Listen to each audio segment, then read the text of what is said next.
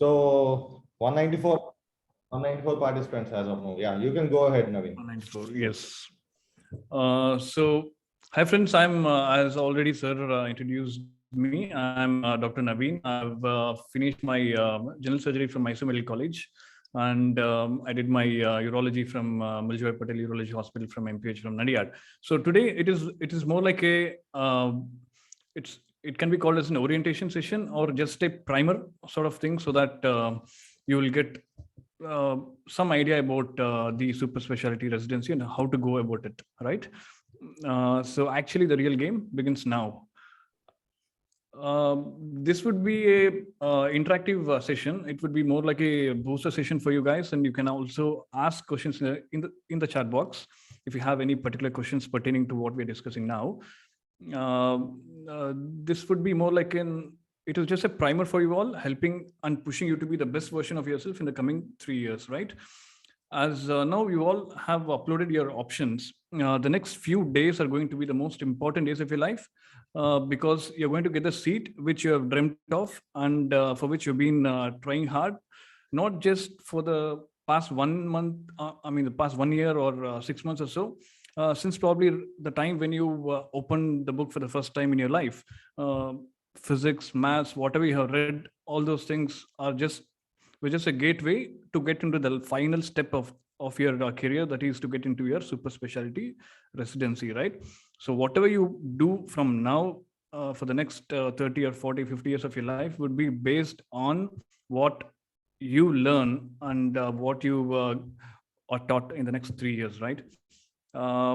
So it's actually the learning begins now. So we are going to have a discussion and based upon, already we have shared these things in the flyers. So we are going to discuss regarding the toxic atmosphere and how to win the confidence for your seniors or consultants. And the most important of all the points is the third one, that is the punctuality and the discipline. Even if you're not punctual, if you're very disciplined, that is the one which is going to take you forward, right? And we've been especially in the first year, will be posted in OPD, and where you can all the frustration will build up. So how to make most out of the OPD days, and how to write articles, and how to make most out of the OT days. Probably there will be initial first year or 1.5 year, you'll be assisting most of the times, and you can get frustrated, but how to make maximum utilization of those OT days, we'll also go through. And peer pressure, obviously we will have pressure in some way or the other from our seniors, or from our counterparts, of our colleagues, or probably from our friends from other colleges. So how to manage that pressure? And personal time and financial management, personal time is obviously important, especially these stressful times. And always whatever we do now is we are planning for a future. So now that you're planned to get into super specialty residency, what is your plan after that? And obviously the most important among all these things overall is a family, right? um, so the first thing is that we need to understand and accept the reality. Wherever you join, understand that you must get into the system of the hospital and start making the best use of whatever the hospital offers you, right?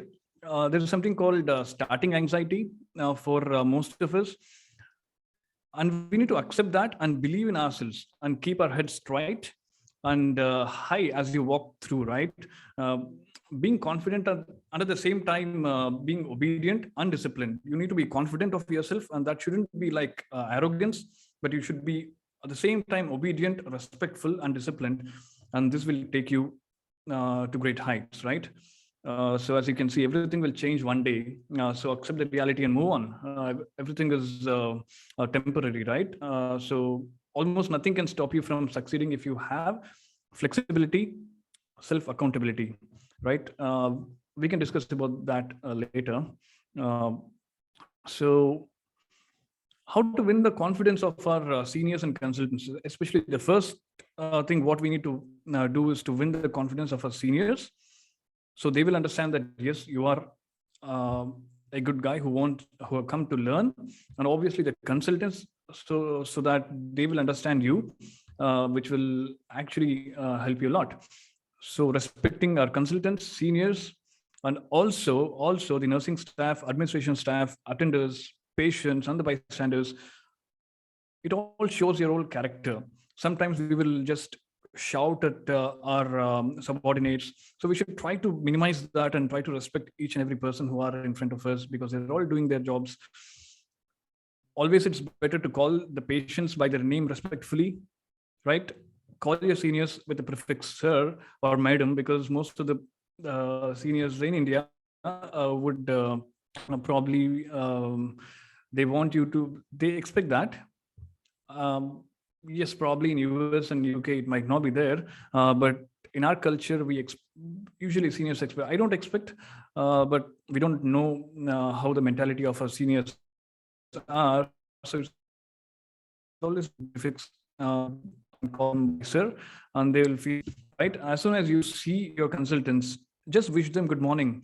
Have an eye to eye contact, wish them good morning, and that will gain the immediate, the attention will be gained by the consultant, and gain the confidence of the attenders, the patient, the attenders who are there in the hospital, the ward boys, the helpers, servants, as they can make your life easier, right from your first year till your final year. These are very, very small things, but they will have a major impact. We should try to develop that character during the course of 3 years, right?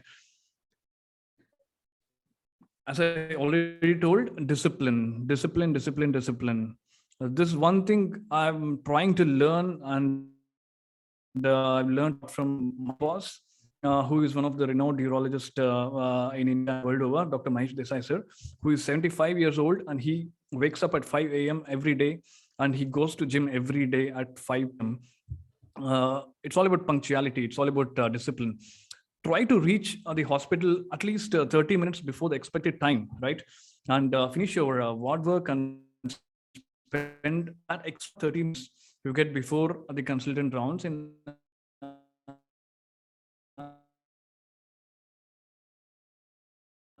analyzing at least 1 to 2 in the and examination of your patients in the ward, right? And also the investigations which would have been done in the past, surgeries and done in the past, because they're all very, very important as we come into super specialty. Each a small history is important. Try to develop and get maximum history and examination out of the patient. Whenever you get time, go through your main book. For example, because we all have everything in our mobile now, and probably you will be having iPad or mobile. So you have your main book, like for example, in urology, you have Campbell. So try to just go through that important case topic before the rounds. You have at least 5 or 10 minutes. Just go through the important headings, main management investigations, like that, right? And if you don't have that, you can just Google and see in the authentic websites, or you can just discuss with your seniors or even with your colleagues also. Just try to utilize that rounds time. So just 30 minutes coming before to the hospital will make a big difference over a long period of time, right? Whatever you discuss at that particular point of time, you will remember almost lifelong. If not lifelong, at least for the next 2 to 3 years, you'll be remembering that, right? So at least make it a point that I'm going to learn at least one new thing during each morning rounds. At least one new thing, whatever it is, whether it's clinical or theoretical. Once your rounds finishes, you should think that, yes, I've learned this thing today, right? Questions. I think right from your first MBBS, we have been taught how to question, how to analyze and study. So you all know this. Whatever we are discussing today, you all know that. You all have gone through that. It is just a primer again, just a push from us. It's been few months after your general surgery residency, and now you're again going on to become a resident. And we want you all to be the best residents, right? Don't fear to ask question, or especially to your consultants. We will have that inhibition to ask questions to our consultant, and don't have that fear. They're all humans. They've all gone through our phases, right? The phase what we're going through now, they've also gone through. You can ask those questions during the rounds. If you will have to read the doctor, your consultant's mind, whether he likes you to ask questions, during rounds, or if you think that he'll not be very much comfortable, or you don't have much time, or he's in a hurry, ask him whenever he's in his room. You can just go there, sit and speak with the consultant and ask one or two doubts. Even the consultant will get to know that yes, this guy actually has some interest, he's coming and discussing about a patient or so. And if you know, like for example, Saturday rounds will be usually grand rounds. You can ask questions. Don't think that I don't know about the topic. If I ask question, sir might ask a question again to me. But that, if you have that inhibition at the start, that will keep going on always, right? Once you start asking questions, automatically when you ask questions, you will read. Today you ask one question without knowing a topic, and if you keep on asking, that habit will be there with us, and that habit makes us to read. When we are questioning everything, we will only question when we are trying to analyze something, and when we are analyzing something, we will be having a lot of questions. So with which will our mind wants us to read and try to get the solution, either from the books or from the consultants or whatever it is. Ask your batchmates regarding any interesting case which they saw in their OPD yesterday, or in the rounds today morning, and discuss about that case for a while when you get time, when you're having tea or coffee. Just discuss about one or two cases.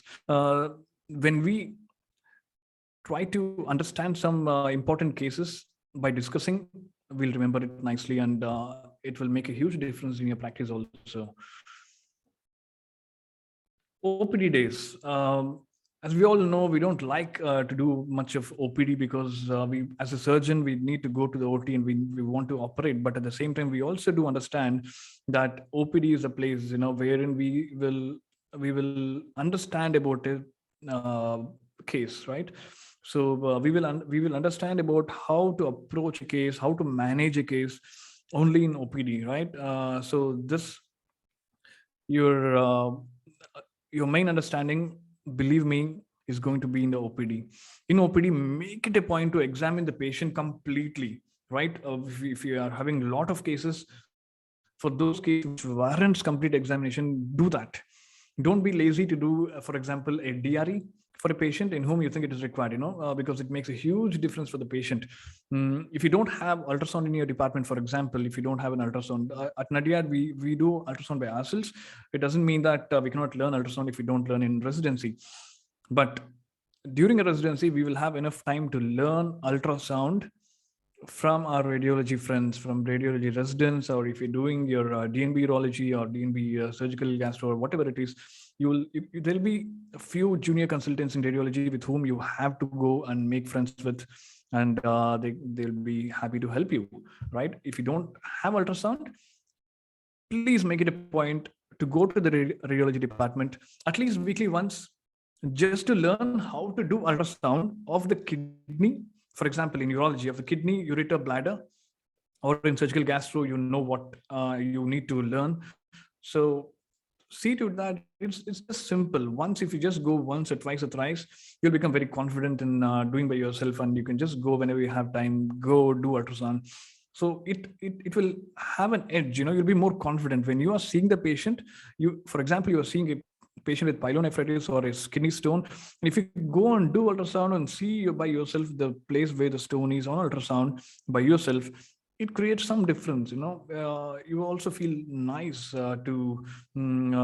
sometimes major decisions will be based on ultrasound, right? So why I'm stressing on ultrasound is something, because ultrasound is something which is portable and which we can do in or if not in OPD, your radiology department will be nearby. Go learn ultrasound. I'm begging you all, learn ultrasound during your residency. If ultrasound machine is not there in your department, also do learn, right? Once the patient is admitted, you would not have seen the patient, but someone would have admitted the patient, and you have the CT. Interesting case. Seeing the films versus going to the console and seeing all the films, all the cuts, has a difference. So how to read that console? Just go to the radiology department when time is there. Radiology departments usually will be there 24/7, right? So once your work finishes, at least once per week, go sit and discuss about a particular case. They will be having all the records. For example, in urology, if a department is not doing truss, just go to your radiology friend or make a friend with a junior consultant, as I said, and learn from them. It's not a difficult task. In 3 years, you'll have sufficient time to learn, at least to see how they're doing it. We should have an open mind to learn these things from non-urologists too. We don't, it's not like we have to learn only from urologists or surgical gastroenterologists or surgical oncologists. We also have to learn from other specialties with which we are associated with. So we can also learn few things from technicians, for example, x-rays and fluoro and all those things. You can learn from the technicians who do RGU, MCG, for example, in neurology, and many other procedures in different branches. You can just learn from even technicians too. So once we have that intention to learn something, our OPD will become more exciting for us, because we're not having that monotonous thing to just finish off the OPD and try to just finish off the OPD and go out. You also will feel like learning something. You'll be waiting for a case, interesting case comes, you tell the patient to go to the ultrasound, give an ultrasound, and try to chip in some time, 5 minutes, go and see how what are the findings. So it makes a huge difference, guys, right? So believe me, there are many consultants who are probably having 10, 20, 30 years of experience, who are trying to learn ultrasound now. And when we have that opportunity during a 3 years residency, is the time when we have the opportunity to learn so many things, which will become very difficult once we come out of residency to learn, right? So how to make most out of the OT days? OT days are some, in OT, we need to learn about the OT instruments, correct? And we need to master them in the first year. In your first year, you should master all the OT instruments. You should be knowing in and out about the instruments. Okay. Even if you are not doing a particular procedure in your first year, learn about the instruments which are used in the procedure in detail. You should be knowing about all the instruments which are used in that particular procedure. Before the OT, help the nursing staff in preparing the OT table by assimilating all the instruments. Most of the times we feel that that's the job of probably the nursing staff. At some places, residents are made to do. At some places, because of a lot of work, we're not made to do. But we need to understand that we need to go help them voluntarily, and with that, we're going to learn lots. Whatever we are allowed to do in the OT, try to do it with humbleness and confidence, right? You should have that humbleness and confidence. That mixture should be there always. Ask doubts to the nursing staff too, not just your consultants or your seniors. These nursing staff, OT technicians, and these people will be, their work is to stay in the OT, and they would have seen different people. So ask them doubts. Don't have that ego of asking something, respect them. Don't shout at them. Don't shout at any nursing staff or any technicians. They're going to help. They're going to give the valuable lessons to you, which you'll be carrying lifelong. Even the attenders who are shifting the patient, just see how they're shifting the patient, how they're turning the patient prone. All these things matter. We need to understand that, we shouldn't have an ego, right? No egos, no fear to ask any question to anybody to learn. Even if it is the simplest of the simple question or the dumbest of the questions, go ask them, because once you ask, we know, and we keep improving ourselves, right? Nothing is silly, nothing. Okay, you all know that. So we should keep asking. If you have to read only one book in your first year, I would suggest it to be, for example, in urology, for example, I can say Atlas of Endocrinology, which has been recently published.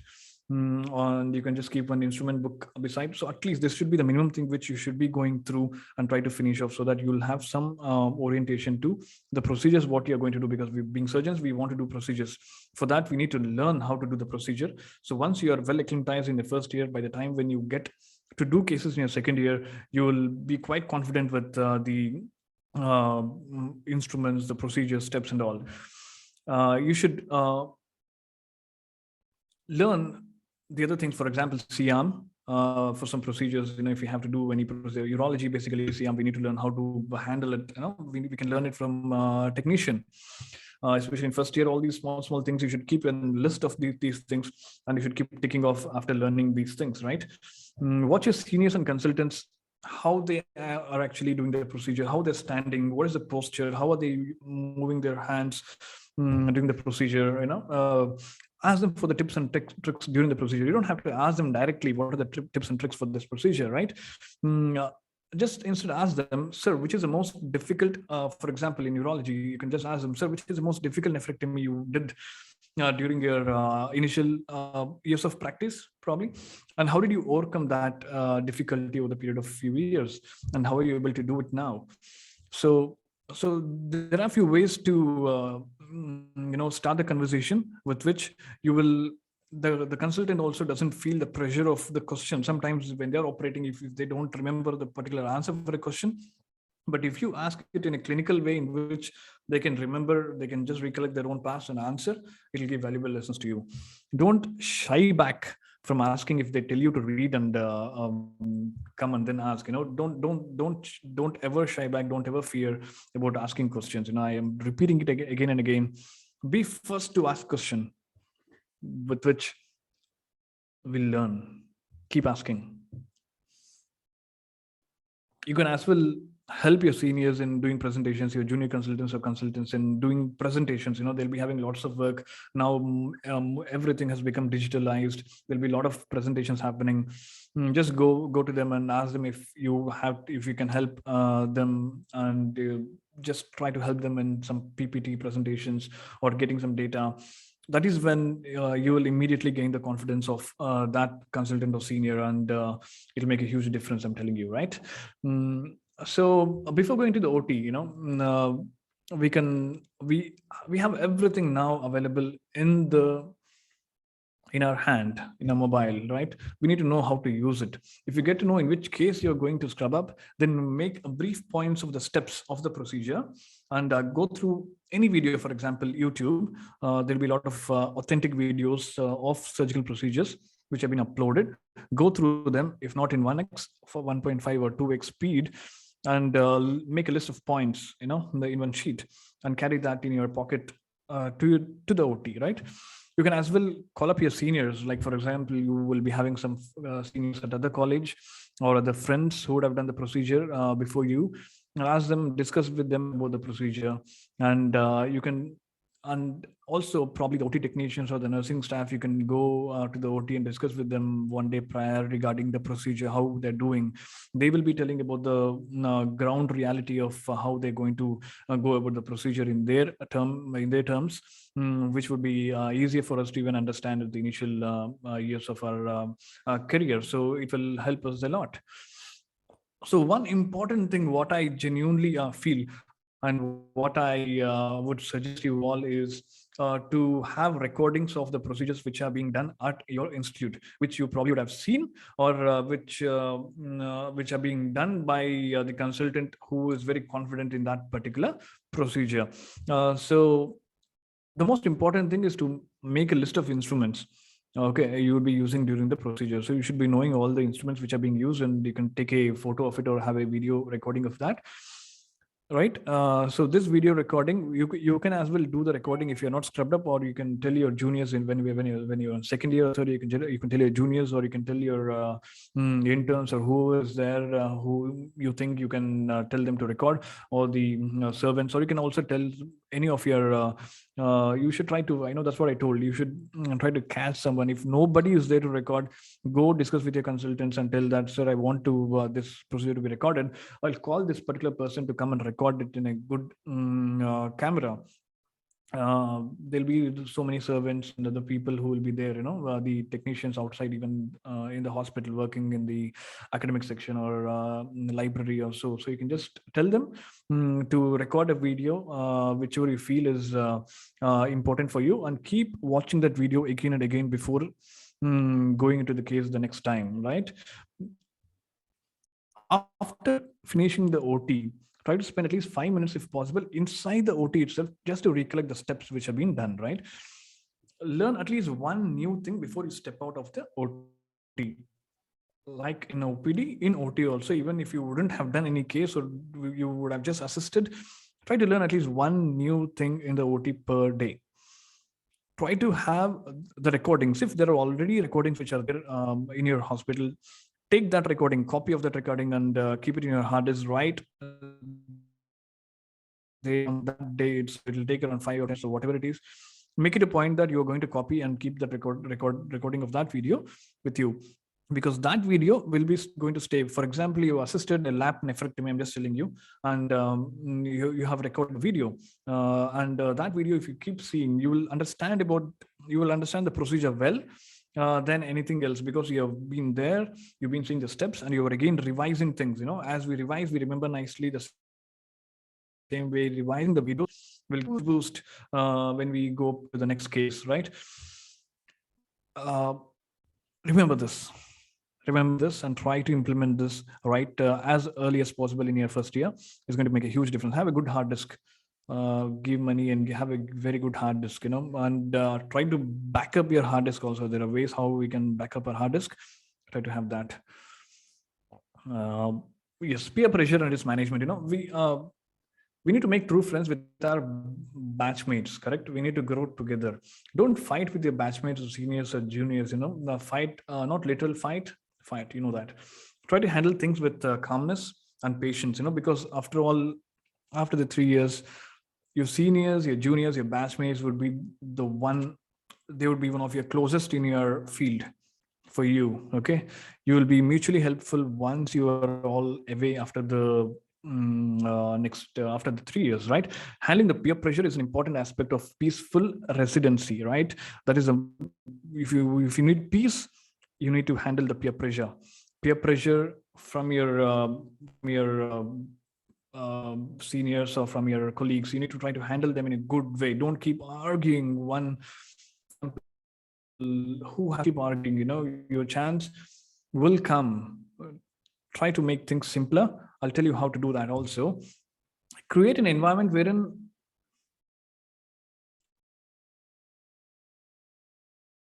everything, whatever we are doing, should be in calmness, patience. Don't try to just scream at your friends when things are not going fine, right? So you need to handle things in a proper way.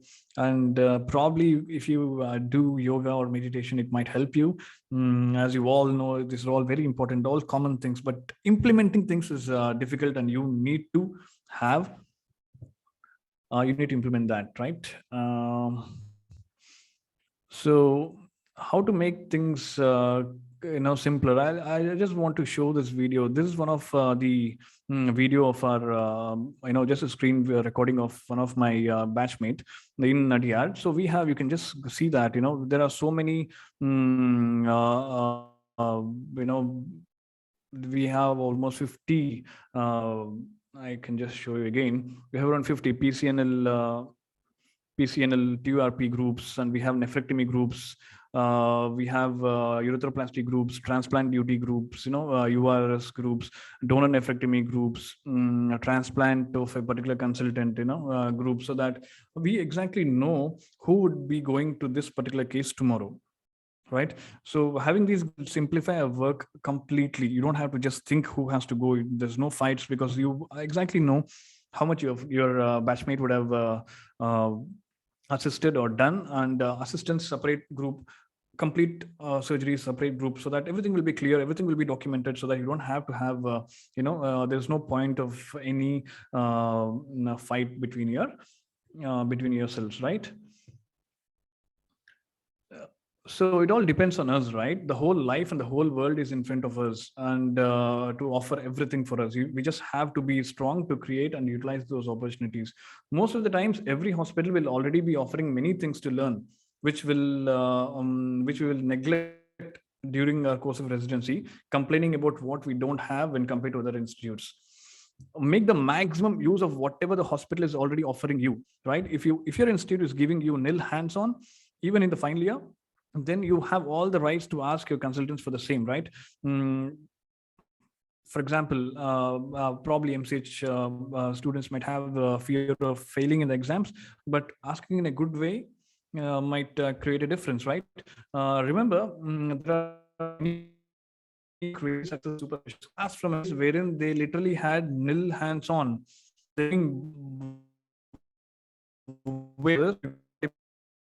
Right? if you guys, if at all, if you have any questions to be asked, I see some raised hands. So if you have any questions asked, we'll just finish off this soon, and we can again go to different each topic, and we can discuss if you have any questions, right? Harsha sir and Kaushik sir are there with us, and we can have a good so personal time and financial management, we have to do a small work. Like if you are staying in the hospital right from the morning till night, late night, you are a good resident. No, we should manage our work properly. Give us, no, you need to give yourself a small break, right? And during your work, and try to finish off your evening ward round. See, once everything is finished, in the main time when we get late is our evening ward work round, ward work, correct? So try to finish off that work within a time frame, and make yourself free early, so that you can go back to home early, spend some time with your wife or parents or kids or even friends, or play. You can dedicate some time for walking, exercise, yoga, and whatever things which will help you, right? And also which has some fun, and also which will help you. Try to have quality sleep, because of the stress. Sleep is very important, so that you can, if you sleep, try to sleep as early as possible, and with which you can get up at least 30 minutes early. For that 30 minutes, right, you have to go to the hospital 30 minutes before anybody of your residents, consultants, or whoever goes. You need to be 30 minutes earlier than your fellow residents, right? Make it a point, it'll make a huge difference. Obviously, eating healthy food, keeping hydrated, and is very important. And if you don't have much time to eat during your working hours, try to squeeze in some time and eat something. Have something in your pockets, and drink a juice, and keep hydrating yourself. Because if you fall sick, it's going to affect your learning. If it's going to affect your health, is most important, right? Mm, don't hesitate to take leaves. Many of the times we make that mistake of asking for leave, thinking that if I ask leave, the consultant might have a bad impression on me. No, don't hesitate to take leaves whenever it's required and whenever it is possible, because your family back home requires your presence, right? And also you need them to just revive you. It's just like a booster for your life when you go back to your home. So don't hesitate to take leaves. Have a proper plan. Don't fight for that also with your friends. Try to make a proper plan, and sometimes you might have to do one extra duty or two extra duties, which is not going to make a huge difference. Finally, your peace and your peaceful 3 years of residency is most important. Financial, I'm not good at finances, and I can only tell that try to save something. Try to save at least 10 to 20, or at least 25% of whatever you are earning. And most of the places we will be getting around 50 or 60, and Gujarat we were getting around 80, 91 or 1.1 or so if we can save at least 25% of that, finally it will help us. How this small amount would help us. It just helps us to manage the immediate 1 month or 2 months or 3 months or probably 6 months after you finish your course, right? If we save some money for our expenses, it will help us. If at all we are planning for fellowships, we're going to discuss in brief about that. It's going to help us. Also, try to don't postpone regarding health insurances for you and your family, and try to fix all those things fast. With your first year, you should be clear with most of the things, right? Your finances, your health insurances, everything should be ready. Also at some hospitals they have insurance covered on you. Our hospital had some insurance covered on us, so it will help us if at all we fall sick, and if we are admitted, they're going to reimburse some money. That's important. Sometimes we never know what can happen to us, right? Yeah. So family, whatever we do, finally when we come back to the house, we understand and we realize that family is the thing which is the most important thing, correct? We need to master the work-life balance right now in the first year and second year. That is the time when you can actually, it's a test for your patience. It's a test for your stress, how you're going to manage your family, long distance relationships.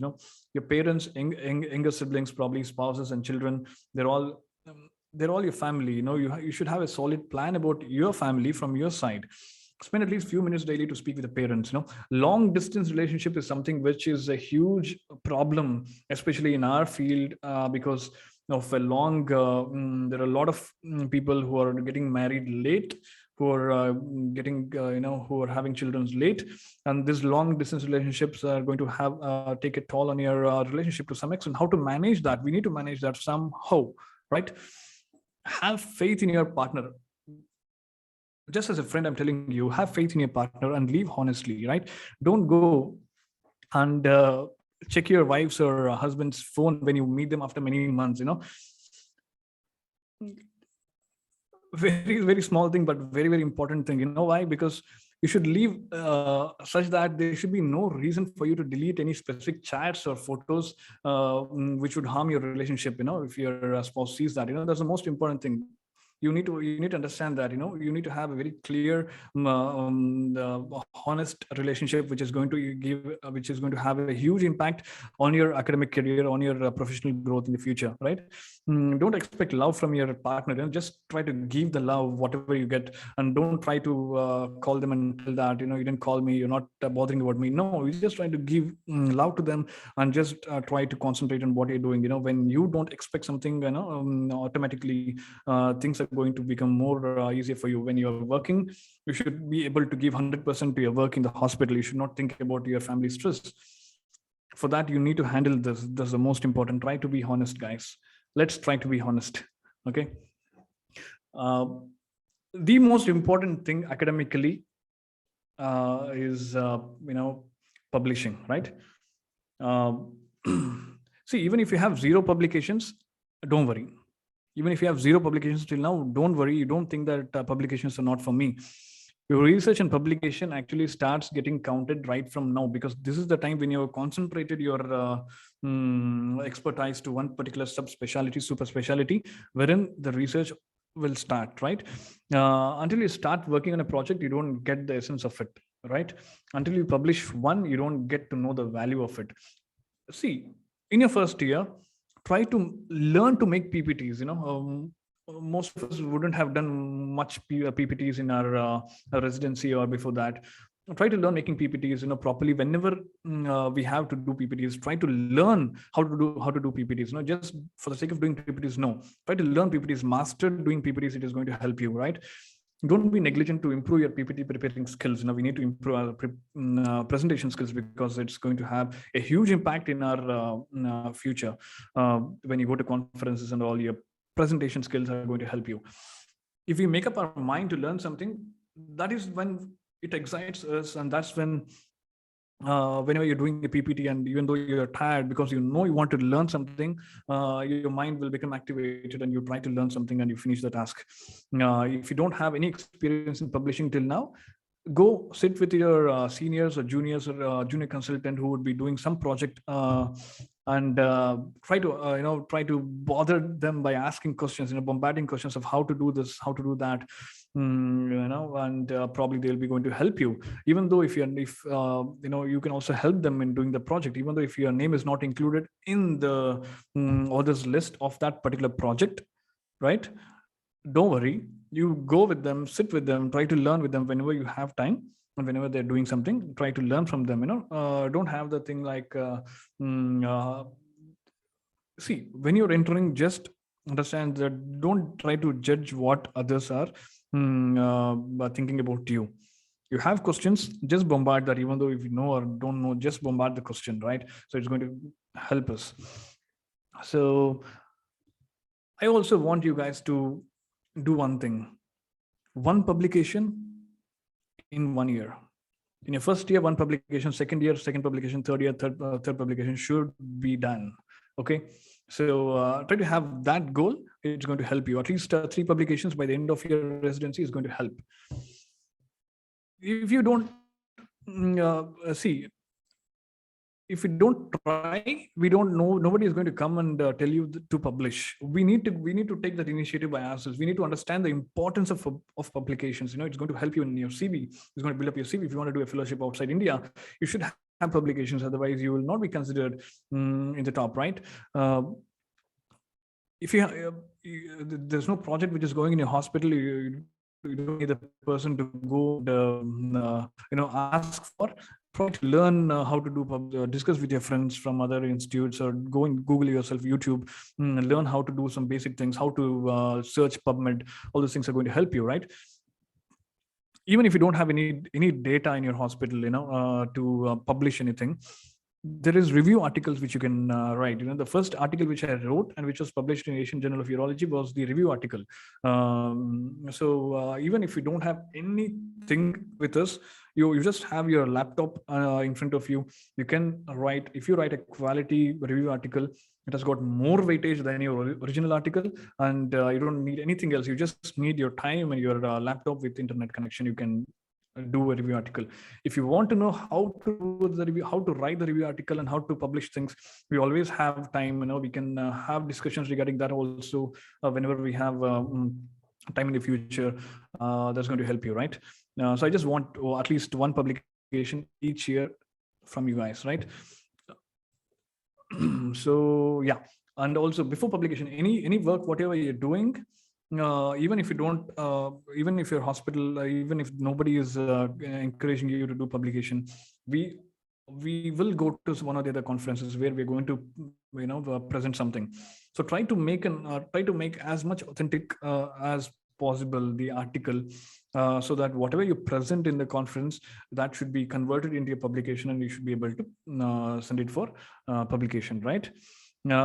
See, I hope you're not getting bored. If you're getting bored, pardon me, but I genuinely feel these things are very important. At the end of the day, it is going to make a huge difference for you as a resident and as a super specialist, right?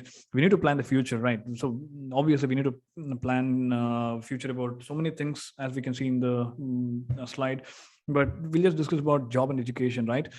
So always in life, we need to concentrate on the present, correct? But at the same time, we need to have plans for the future. You would be confident with specific procedures at the end of 3 years, after which you will have to learn a few more procedures probably under someone's guidance. So whatever you learned in 3 years, after that, you will also have few of the procedures which you need to learn and develop the skill in that particular procedure, which can be done by working under someone in any hospital or a medical college, right? And it can also be done by doing a fellowship in India or outside India, especially UK or US. You have to know about fellowships post your super specialty branch. For example, urology, for example, surgical gastroenterology, for example, surgical oncology. There will be fellowships which will be offering quality hands-on training. You need to find out that, and you need to know about that well in advance. And by the end of third year, or probably by the end of by the end of second year, and initial by the finishing of the first half of third year, you should be clear as in your mind as to what you're going to do after 3 years, either fellowship or private practice or whatever it is. If you have plans for fellowship, you need to do that. So we just come to that again, in a few slides. For example, if you had to do a quality fellowship in US, you will have to do you'll have to give USMLE again. If you wouldn't have given, obviously, we have to give USMLE again, and we feel that it is very difficult. I cannot give USMLE now. But any of you who feel you have time, you need to give, you try to give USMLE in your first year or second year, right? And if you have to give, if you had to go to UK, and if you know that there are quality fellowships in UK, you'll have to give MRCS. So this is possible. If you're not given till now, there would be a few of you who would have given, and it's an added advantage to you. If you wouldn't have given MRCS or USMLE, if your branch, for example, urology, demands some fellowship or some sub-specialty training after urology, if your hospital is not giving you enough hands-on or exposure in a particular field which you want to practice, right? So for that, you need to do fellowship, and quality fellowships, believe me, are there in US and UK, and there are a few fellowships in India. We're going to discuss that in brief, in urology especially, which are quite good enough, for learning a few procedures. So we need to think big, we need to think big, and we need to work more on that particular our interest and become a super expert in one subspecialty in your field, or even try to become super expert in one advanced procedure with which patients and everyone around would recognize you as a go-to person for that, right? If you think you can give at least 30 minutes daily, I would suggest you to give MRCS or USMLE. I cannot ask all of you to give a MRCS or USMLE. It's not required also. You can be an accomplished super specialist after finishing your residency here and trying to learn the procedures which you feel is you're lacking in and which you feel you want to do by going into workshops, by going into observerships, by going to short-term fellowships in India, which are offering great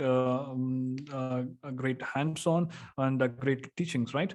But if you feel you have plan and no familial constraints, giving USMLE or MRCS is advisable during your first year of your residency. If not first year, by the time you finish your second year, you should have given at least MRCS step 1 or USMLE step 1. Your third year, second half, the 6 months, last 6 months of your third year should be completely free. You should not be, you should be only studying about your particular field, right? So if we are doing a few of these things, or at least try to do all these things, you will have your publications ready by the end of your third year. You will have your conference presentations ready, and it will be add on to your CV by the end of your third year. And if you would have given MRCS or USMLE, you have your options open to get into quality fellowships in UK or US. And for example, in urology, USI is coming up with some fellowships in association with NBE. They're going to come up with some fellowships in the coming few years. So these are all, they are supposed to be good fellowships. So we are improving our standards in India, being previously 10 years back, not much super specialists were there. Now everyone wants to become a super specialist, because being a super specialist, we are escalating the quality of treatment to the patient, and by escalating the quality of treatment, we are that only happens because of our understanding about a particular subject and treating the subject in a treating the patient in a better way. So with which research is going to increase, teachings are going to increase, our future in India medical practice is going to increase substantially, and let us bring that change. Let us bring that change now. Let us try to compete with UK or US residents and try to learn as much as possible whatever the hospital can offer. And future, after 5 years or 10 years, the residency in India is going to be at par with UK or US, if not in 5 or 10 years, in probably 15 years, when you all are going to teach the future generations, right?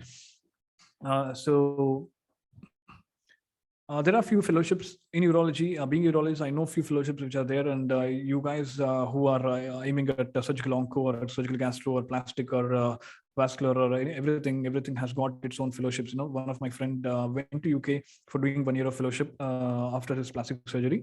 So he had given MRCS. Only because he had given MRCS, he could go there now, and then he's going to come back after 1 year or 2 years. So it's going to make a difference, right? And in India, there are places like in Nadiad, we have 2 years of World Endocrinology Fellowship, and probably in Safdarjung in Delhi, there is one fellowship. SGPJ, there's a fellowship in Kochi. There is a good fellowship, Harsha sir would be happy to tell about that, wherein you will be able to learn RAS and learn laparoscopy, and you'll be able to do it after you finish that. And in Pune, reconstructive surgery, there are so many places, even in India, which offers you good quality fellowships, which these number of fellowships are going to increase in the future, and the quality of each already present fellowships also are going to increase in the future. So at present, if you want my genuine suggestion, if you have all the energy with you, and if you don't have real familial constraints, please give USMLE or MRCS. If you want to discuss with me, you can discuss with me, or we can have a discussion regarding fellowships only anytime in the future, so that you all can plan during your first year, second year, right? So that we just want you to be the best super specialist, right? We're all together. We're all family. We learn from each other, right? In future, probably I also will be learning from you guys. One of you would go to US or UK, or you are learning some great latest advancements, and you will come back, and we learn from you. It's all mutual learning. We have to create that environment. So what are the options we have after 3 years? Fellowship, freelancing, going to medical college, private hospital, corporate setup, or US or UK or Australia. There are places, there are options. There are plenty of options open to you being a super specialist. You are super specialist. Understand that. Fellowship is a time when you're going to learn, relearn, and fine-tune your skills in specific subspecialty procedures in which you would like to become an expert in. I also again I want to please remind you that fellowship is not compulsory for all, right? It's purely depends on the specific things which we will realize over the period of the next 3 years, and whatever interests we have and what plan we have in the future. If you're planning to own a hospital, a plan will be different. And if you are planning for freelancing, a plan will be different. If you are planning to go to medical college, your plan will be different. If you're planning to set work for your life under private or a corporate setup, your plan will be different. So let's have a discussion about that also in the future, as I told you, so that your plan will be very crystal clear, and you will not get you'll not feel sorry after your 3 years or 4 years thinking that I should have done that, I should have done this. We're not going to make it happen for you guys. We have made some mistakes, and we don't want you guys to make that mistake, right? Also, the doing a fellowship not depends on our interest. Sometimes we get more interested in doing a transplant or advanced endourology or laparoscopy or robotic surgery, which you can only learn by doing a fellowship. For example, robotic surgery, you will have to do a fellowship either in India or outside India, and come back and do the procedure. We cannot learn robot by ourselves. Yes, we can learn anything by ourselves, but it needs some certification to do, right? If not fellowship, if you don't have family, if there are family constraints, you want to do fellowship but you have some family constraints to do fellowship, then it might just take for us more 1 or 2 or 3 years more to become expert in a particular field of interest. So finally it might not make a big difference, right? It might take some more time. It all depends on us. So there's nothing hard and fast now, guys. And because you are already a super specialist, come on. You are one of the top, the creamiest layer, the topmost layer. There's no other there's no one in the whole India who are as much academically accomplished than you guys. Come on, but we need to understand that we should not have that ego of becoming a super specialist. We need to understand that to have some success, it's a journey. It's not we're not trying to go at one place. We're just trying to improve on ourselves every day. And we'll have so many ideas, and we'll have so many things. We'll plan that we want to do that and this, and once we go into the hospital, start a residency, everything again will come back to zero, because you'll not have that push to do that. You need someone to just keep pushing you. You'll try to be that someone who would help you be the best version of yourself. Implementation is the most important thing. As you can read here, the revolution that is required is not a revolution of radical ideas. Ideas anybody can give. I'm a fool, I can give you a lot of ideas, but you need to implement that. That's most important. We can just help you to some extent, and probably if you badly need our help, we will be there for you guys to give your best in your next 3 years, or probably your next future.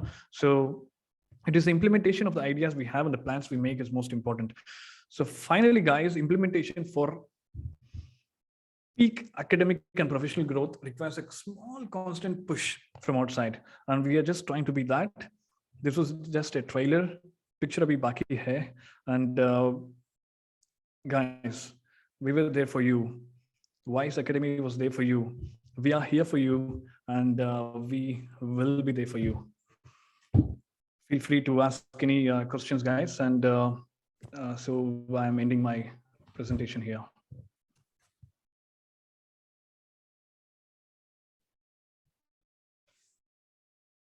Naveen, I think Arpita was in one way right. I started off listening to your session and ended up writing a paper full of points. Okay, sir. Right. So hope Hope it was not boring because I just dragged it. I thought I would finish it in 30 minutes, but it got dragged. Yes, but what all you spoke was really relevant and very true. I'm a young urologist like you who has started practice recently, and each and every point that you were talking, I felt somehow I felt that I should have taken this thing seriously during my PG. You were talking about trying to learn from technicians and nurses, right? Yeah. Once I'm out and doing my freelance practice, I somehow realized that yes, I should have given more attention to instruments. I should have given attention to more things that sisters and technicians jugad what they have been doing. So these fine things which I had missed previously, now I'm forced to give some extra effort to learn them during my practice, which ideally, as you had told, could have been picked up during my PG. Yeah. Yes, and a few more points, Naveen. Being polite to your juniors is something really very much required. Being polite, the point you insisted is on mutual learning. Yeah. Yes, and very truly, I'm experiencing that.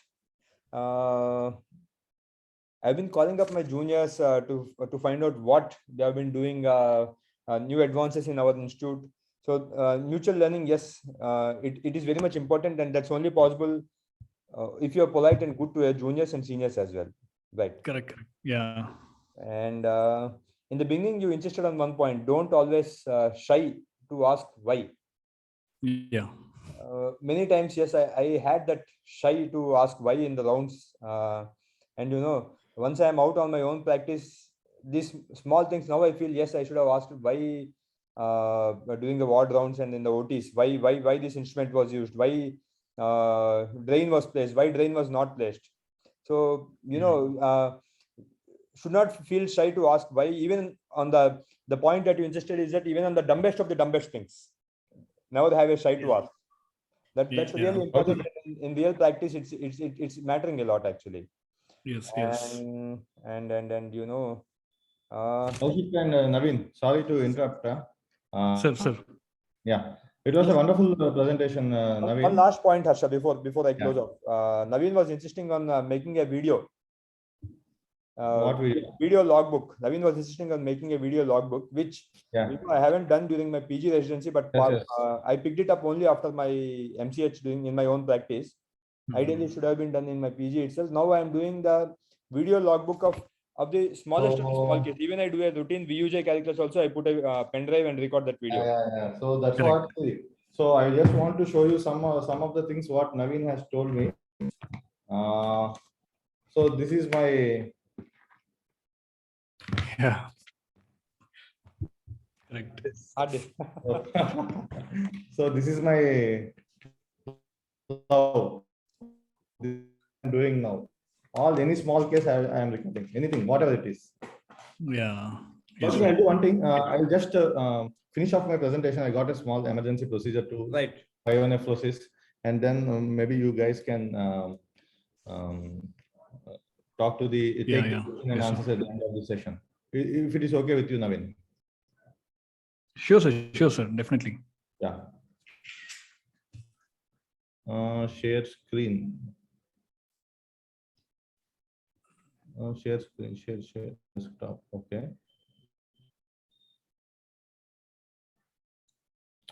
Okay.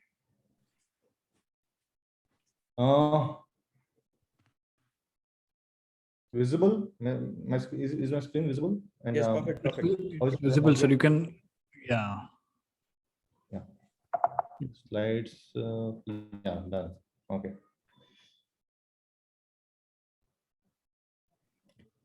Oh, so where is the presenter's view?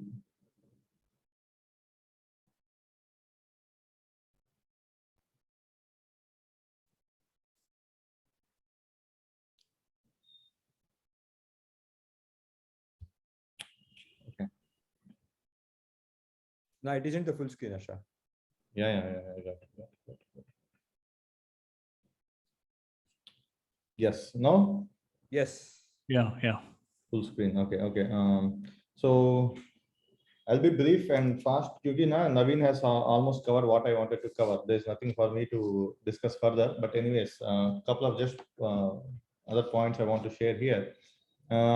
First of all, I want to congratulate all the guys who are attending this meeting. Because it shows your passion towards learning something outside the routine stuff. So my concept in life is learning doesn't mean learning from books or learning from patients. Learning, you learn everything from, so not that you need to learn. See, Naveen was absolutely right. Than my CM technicians, because in Nizam, when I was doing my residency, Your audio So is your not voice is clear. getting I broken. learned it from my Your voice is not clear, who Harsha. used to handle the CM doing this. Not clear. Yes. Maybe your internet connection is Ah, not stable. now, just a second.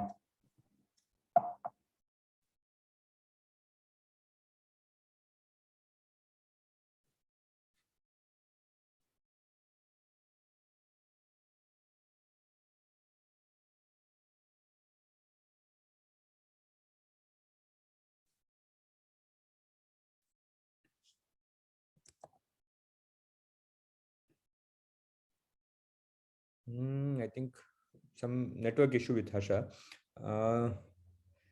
Naveen, one point that you really impressed upon me, and even Harsha also keeps on repeatedly saying is uh, uh, have a logbook of what cases you have done. Yeah. That really matters when you start your real practice. We need to have a real logbook, not just a fake logbook that we do at just before the final exam. Exams.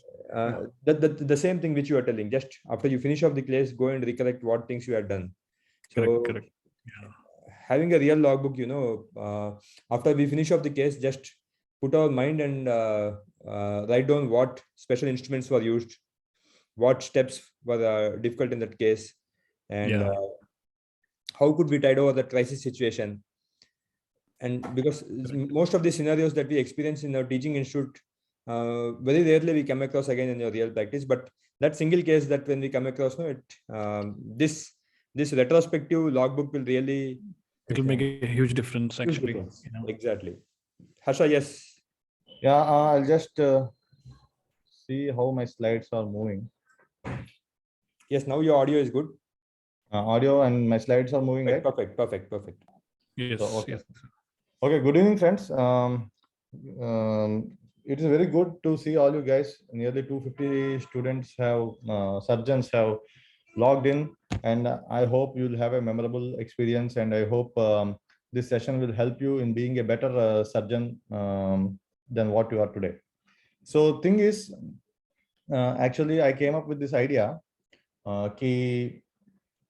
What you should be doing in your residency or what you should not be doing.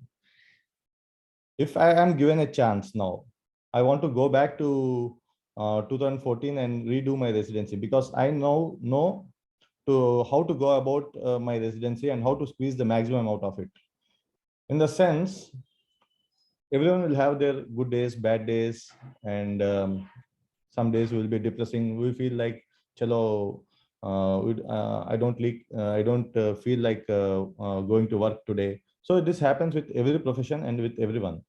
So how to avoid these kind of stuff and how to be energizing all throughout your residency, and so that you can make the best out of it. That is what Naveen has been sharing. Yeah, before when I couple of minutes back when I was sharing about the Siam thing, we need to learn from everything and everyone during our residency. Learning doesn't start and stop with your faculty. You can learn from your sister, you can learn from your ayah, you can learn from your patient, you can learn from your ward boy, everyone, and you can learn from your colleague, and you can learn from your senior. And of all, and most important, you can learn from your junior. Don't underestimate your junior. Your junior might have been trained in a much better surgical place, and he might be showing you some simple tips and tricks, which we should be having an open heart to accept. See, acceptance is the key to success. If you do not accept now, you cannot learn properly. So that is what I understand now. So now you are going into residency. It's a different and unique experience where you see unfortunately our training and our training thus far in our MBBS or post graduation is like we will be concentrating on enhancing our surgical skills, or we'll be trying to enhance our medical skills or knowledge, medical knowledge, whatever it is. And when compared to MS general surgery, the MCH or DNB, whatever course you are going to join, is going to be the base for your life. Base in the sense, it is the one because of which you will be feeding yourself and you will be feeding your family. And your residency training is the one which will help you in making good money, good name in the society. And जिनका शादी नहीं हुआ ना, शादी भी हो जाएगा residency के बाद, क्योंकि हाँ ये बंदा है सर्जिकल गैस्ट्रो कर रहा है, ये बंदा है आंखों कर रहा है टाटा में, तो चलो शादी करेंगे. So residency opens many avenues for you. It doesn't open only the surgical training per se. It opens many avenues: financial avenue, marital avenues, friends, family, lots and lots of things. So don't feel that residency is only a surgical training in the coming 3 years. I know pretty well that being a resident, it is mentally, physically, and financially tormenting. Though someone is getting a good pay in places like Delhi, in Mumbai, even if you're getting 60,000, 80,000, it doesn't add to your day-to-day expenditure. But as Naveen has rightly mentioned, first try to save something, because it is not about saving. Though it is a very small amount, you will get into the habit of saving. So that habit of saving will be with you for life. So that is what is financial management. If you are not having that good financial management from now on, you will be having a problem in the later date. Just a second. Okay. So now I think most of you have what to say, put your choices. I think the seat allotment will be in a couple of days from now, and you will be allotted in a desired place that you have opted for, or some may be allotted in some other institution which might be of their lower preference. Or if there are some students who are here who are already working in a particular institute. So first thing, the root cause of misery, what Bhagavad Gita says is the root cause of misery is comparison. So don't compare yourself with anyone. You are unique. Don't compare. See, Dr. Naveen, he's very happy. He's finished from Nadiad. He's doing so many of laparoscopy cases. Dr. Harsha, he's running a institute. He is very happy. Don't compare yourself with anyone. You are unique and be what you are. And don't compare yourself. अरे वो बंदा ने सफदरजंग उठाया, वो बंदा ने टाटा में surgical आंख उठाया. Just 2 more marks, I would have been. I would have been in Tata Memorial, or I would have been in AIMS or PGI. So every institute, every place, whatever it is, has got its own pros and cons. Wherever you are, you need to be happy, because if you aren't happy, you will not be having a happy learning. If you're not having a happy learning, what is happy learning? Happy learning is, if you are happy, you will be having open mind. When you are having an open mind, as what is written in Bailey, you can see and observe many things. So you start imbibing many things. Like what Naveen has said, you can start observing the tips and tricks the consultant is doing while handling a difficult case. So all these things now, if I am in a time machine, I want to go back and relearn my residency. Because na, sometimes when there is a difficult PCNL or difficult some case my consultant is operating, I used to think, this is difficult case. Anyways, he will not give the chance to me. Anyways, consultant will do. Next, when there is a simple case, please, then I will do. So I used to wander around to some other OT and see a simpler case. That used to give me a kind of happiness. Okay, ये simple है, puncture ऐसा करना है, सीधा अंदर जाना है, store निकालना है. But when you observe some consultants who are handling difficult cases, that is what really matters. क्योंकि in private practice, every case is a difficult case. Even a simple hydrocele can go wrong. Even a simple hydrocele can go wrong. Sometimes we take it for granted, yeah, it is a hydrocele, and we start, when you give an incision, we find that it is a testicular tumor. It is a catastrophe. So things like this do happen in everyday practice. So you should be having that courage to accept things. So when will you get these kind of bold heart? It will only happen when you see difficult cases which are being operated by our faculty, or whenever you are handling good number of complications. So don't try to learn the simple things. My suggestion is, if there is any complication that is encountered in some other unit or some other with some other faculty, go and try to find out what that complication is.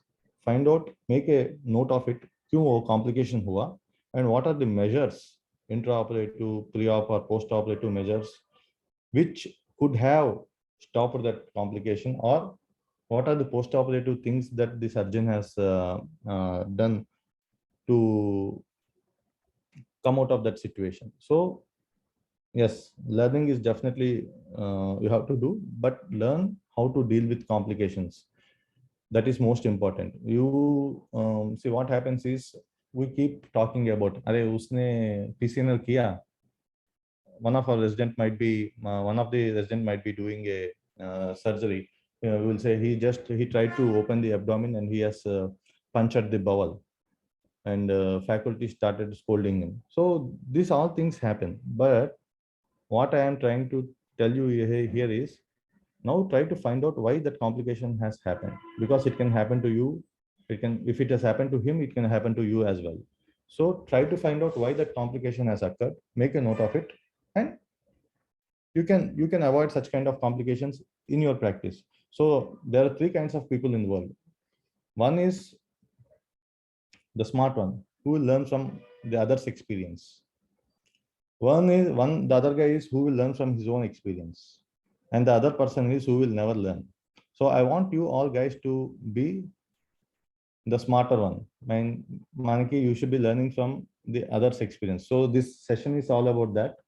You have to learn from our experience, the do's and don'ts, what you have done in our residency period. So this is also very important slide, which is for our life. In residency, we come across many kind of people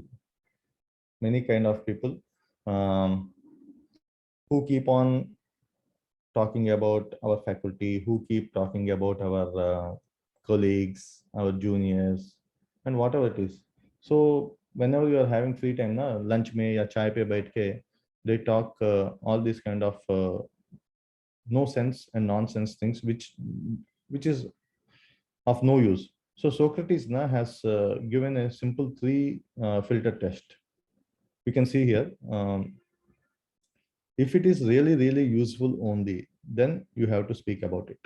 See, if there is a complication, as I said, mentioned earlier, you need not tell Dr. Kaushik has done this complication, because it is not going to benefit. If I'm going to share with Naveen that Dr. Kaushik has done this kind of complication unnecessarily, he should not have not done. There is no use. It is not going to benefit Naveen in any way. Instead, we can talk about the complication that has occurred and how he has overcome, so that it will be useful to Naveen. So that is how. If it is not useful to anyone, don't bitch about it. This keeps happening in our department. In every department, we keep talking about anesthesia people will be talking about the gastro guy, gastro will be talking about urology guy. So try to avoid all this type of stuff, and follow this principle of Socrates का जो three filter test है. Just a second, Naveen and Kaushik, all the participants. I'm having some issue with my presentation.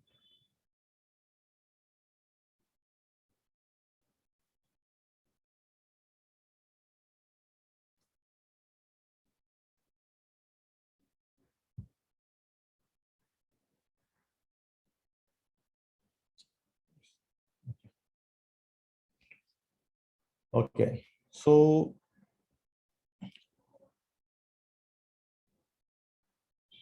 okay, am I audible and visible, Naveen? Yes, perfectly. Yes, Yeah. sir. Yes, sir. Okay. Yeah. Yeah. Thing is, this chat box is actually in the middle of my presentation. I don't know how I have to remove this chat box. It is. You can just drag it out, sir, or you can just I've been trying to drag it out. At the bottom, and you I've will been, find an option chat. You just click on the chat and the box will disappear automatically. Bottom of the presentation. Just next to the share screen option. Uh-huh. I think That is once you need to stop your screen share screening, and then you can find that. top share. Okay. Okay, just next to the chat share screen, to the left of the share screen, you will find that chat. Okay. Yes, yes, yes. Just click on that and Done. Yeah. Okay. Now, are you able to see my screen? yeah. Yeah. Okay. So actually, this is what every resident should have, especially a surgical resident. There's a wonderful movie called True Grit. Matt Damon is the hero in that. So I was actually searching for that poster. Somehow I happened to chance upon this. So this is a book written by Angela. Whatever and wherever you are, you have already made your choice, be it plastic surgery, gastro, uro, onco, whatever it is. So do your residency with passion. Passion means dil se.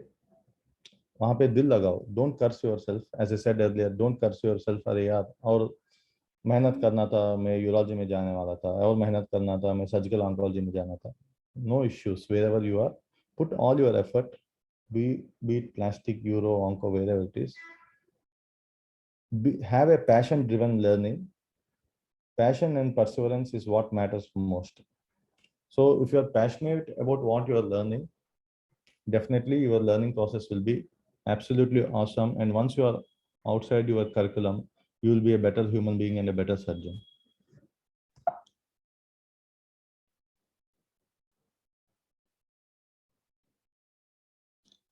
And this is a very important slide, which I have now realized after coming into private practice.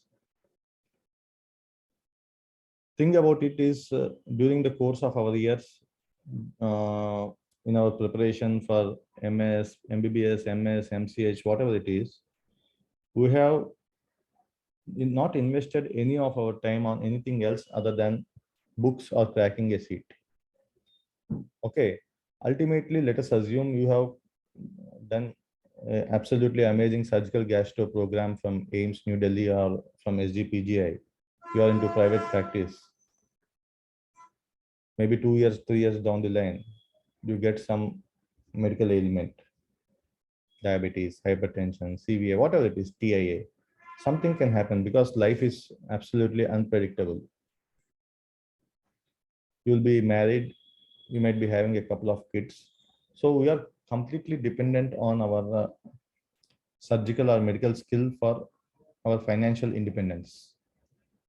So what I want to suggest is, which I have learned now, is never never be dependent on the surgical training per se for your financial independence. Try to think hatke se, have some out of the box thinking, and everyone is good at something other than this. See, me and Kaushik, we have come up with starting up a small startup like Vice Academy. Dr. Naveen, he is having a small startup like P Cube. So everyone has got some inherent skill in himself or herself. Try to bring it out, because it will be your second source, or in the coming days, maybe your prime source of income. So with the changes that have been happening in our country, especially with schemes like Arogyasri, which is in our state, or with schemes like Ayushman Bharat, where absolutely doctor is just like a what you say, a employee in a corporate hospital. The maximum that you can make maybe 7-8 years down the line is up to 5 lakhs to 7 lakhs, unless otherwise you are having a big setup and you are able to do 100 cases in a month. Most of the, I'm telling, at least 80 to 90% of the doctors who are coming out are settling for at a max of 5 lakhs per month. So yes, 5 lakhs is a good amount. You can be complacent about it. But if you want to really earn more, definitely this is not the only source of income you should be looking into. Find out something, invest somewhere, and some shares or some land or whatever it is. Try to find out a second source of income. That is what Warren Buffett always says. Never depend on a single income source. Make investment to create a second source of income. So try to think, come up with ideas and invest somewhere. That is what I wanted to impress upon from this slide. Yeah. And out of the box thinking is what makes you different in your life, be it in your surgical training or be it in your life. Think hatke se. That's what Naveen told, na? Why, where, when. If you start questioning, na, you will have this intuition to think hatke se. Okay, I have been talking to many of the students, sir, वहाँ पे robot नहीं है, वहाँ पे laparoscopy नहीं है, मैं वहाँ पे ज्वाइन करूँ क्या? नहीं तो वहाँ पे लेजर नहीं है, ज्वाइन करूँ क्या? So I told them, okay, no problem. If there is no laser, if there is no robotic training, if there is no this kind of modern technique also, it doesn't matter, because whatever you are having, try to excel and learn the maximum from it. See, for example, you are in an institute where they are performing surgical gastro resident is there, where they are performing lots of lab Coli cases. But you may feel, अरे यार ये क्या surgical gastro training है, पूरा के पूरा lab Koli सिखा रहा है यहाँ पे, मगर I have not seen any major procedures like liver resection, liver transplantation or Whipple procedure. ये तो कम हो रहा है, बाकी पूरा ये लैब कोली हो रहा है. See, you have now become a master of lab कोली. Same thing with plastic surgery. There might be a faculty who is very much interested in breast surgeries. So, okay, think hatke se, you learn that breast surgery, come out and project yourself as a fantastic cosmetic breast surgeon.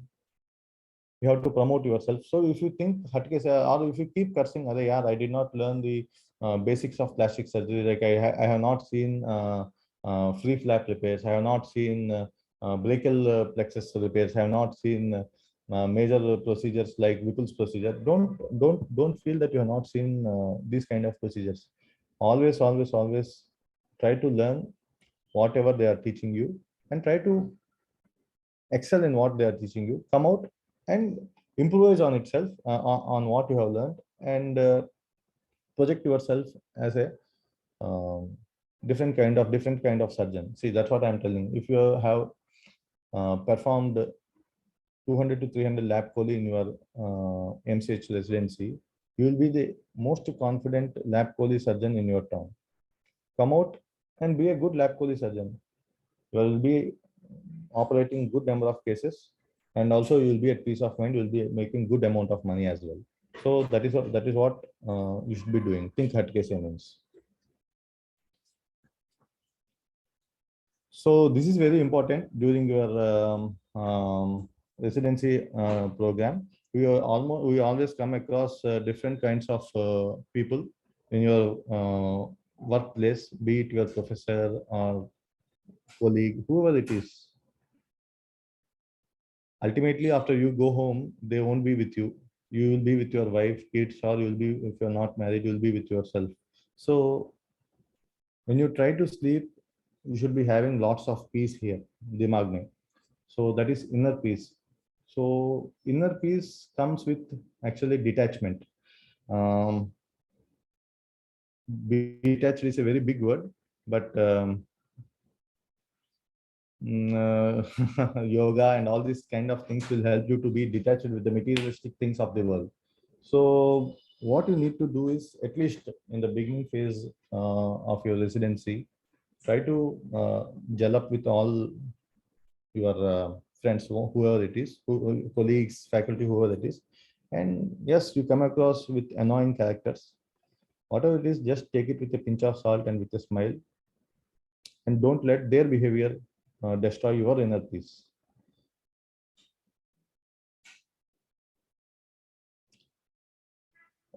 This we pretty well know. This is a recent incident. What happens if someone tries to destroy your inner peace? Will Smith slapping on hard on the Rock's face. So what happened here is Will Smith lost his temper, and now he's on the verge of losing his Oscar as well. So thing is, people will try to disturb you in whatever ways possible. Just try to be calm, cool, and composed during your residency program. Don't have any what to say quarrels with your friends. That's what Naveen was telling. Don't try to pick up fights with anyone. So Will Smith here could not control control his emotions. So having a state of equanimity is what matters most in life. So uh, try to have a peace of mind.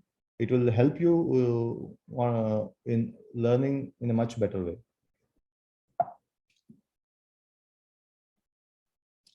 And yeah, we pretty well know what's happening with Russia and Ukraine.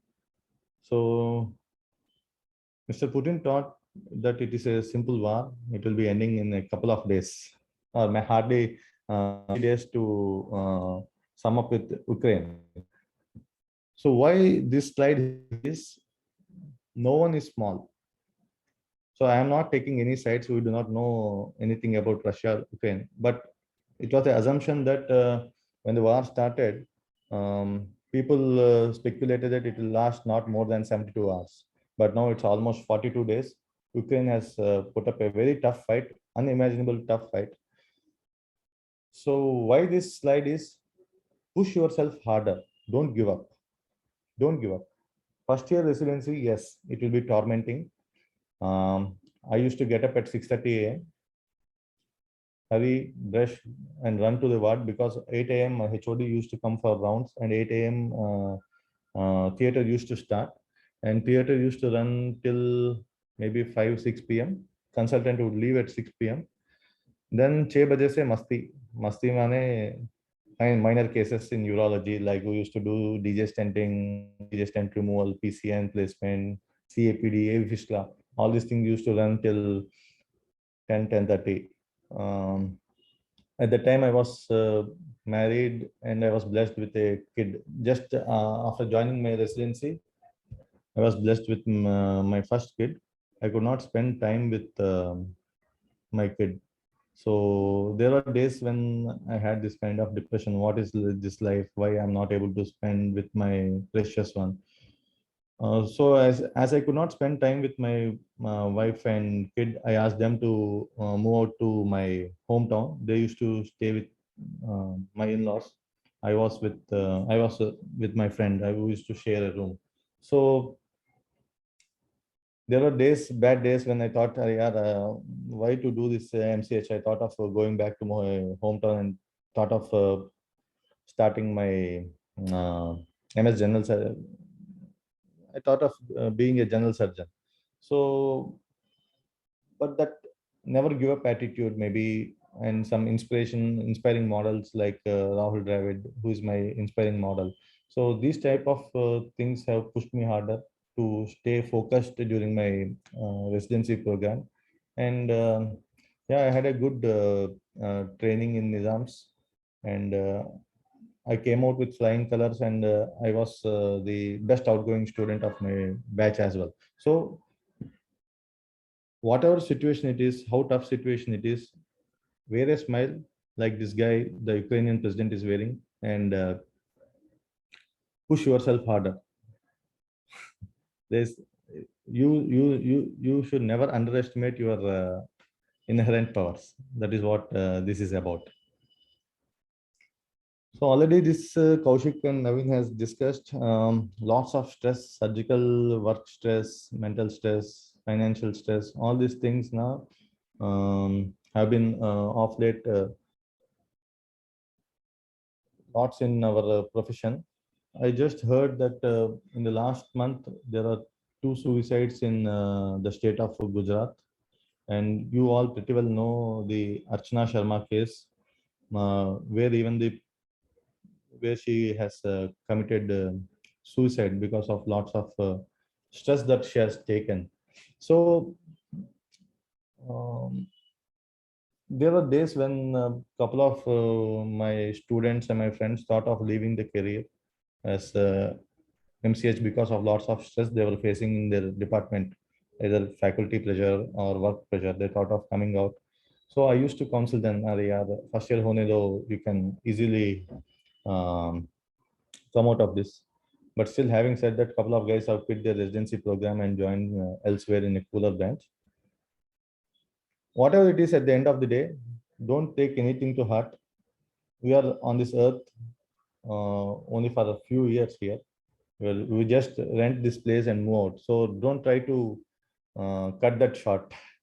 Don't try to stress yourself. Whenever you are in stress, hang out with friends, family.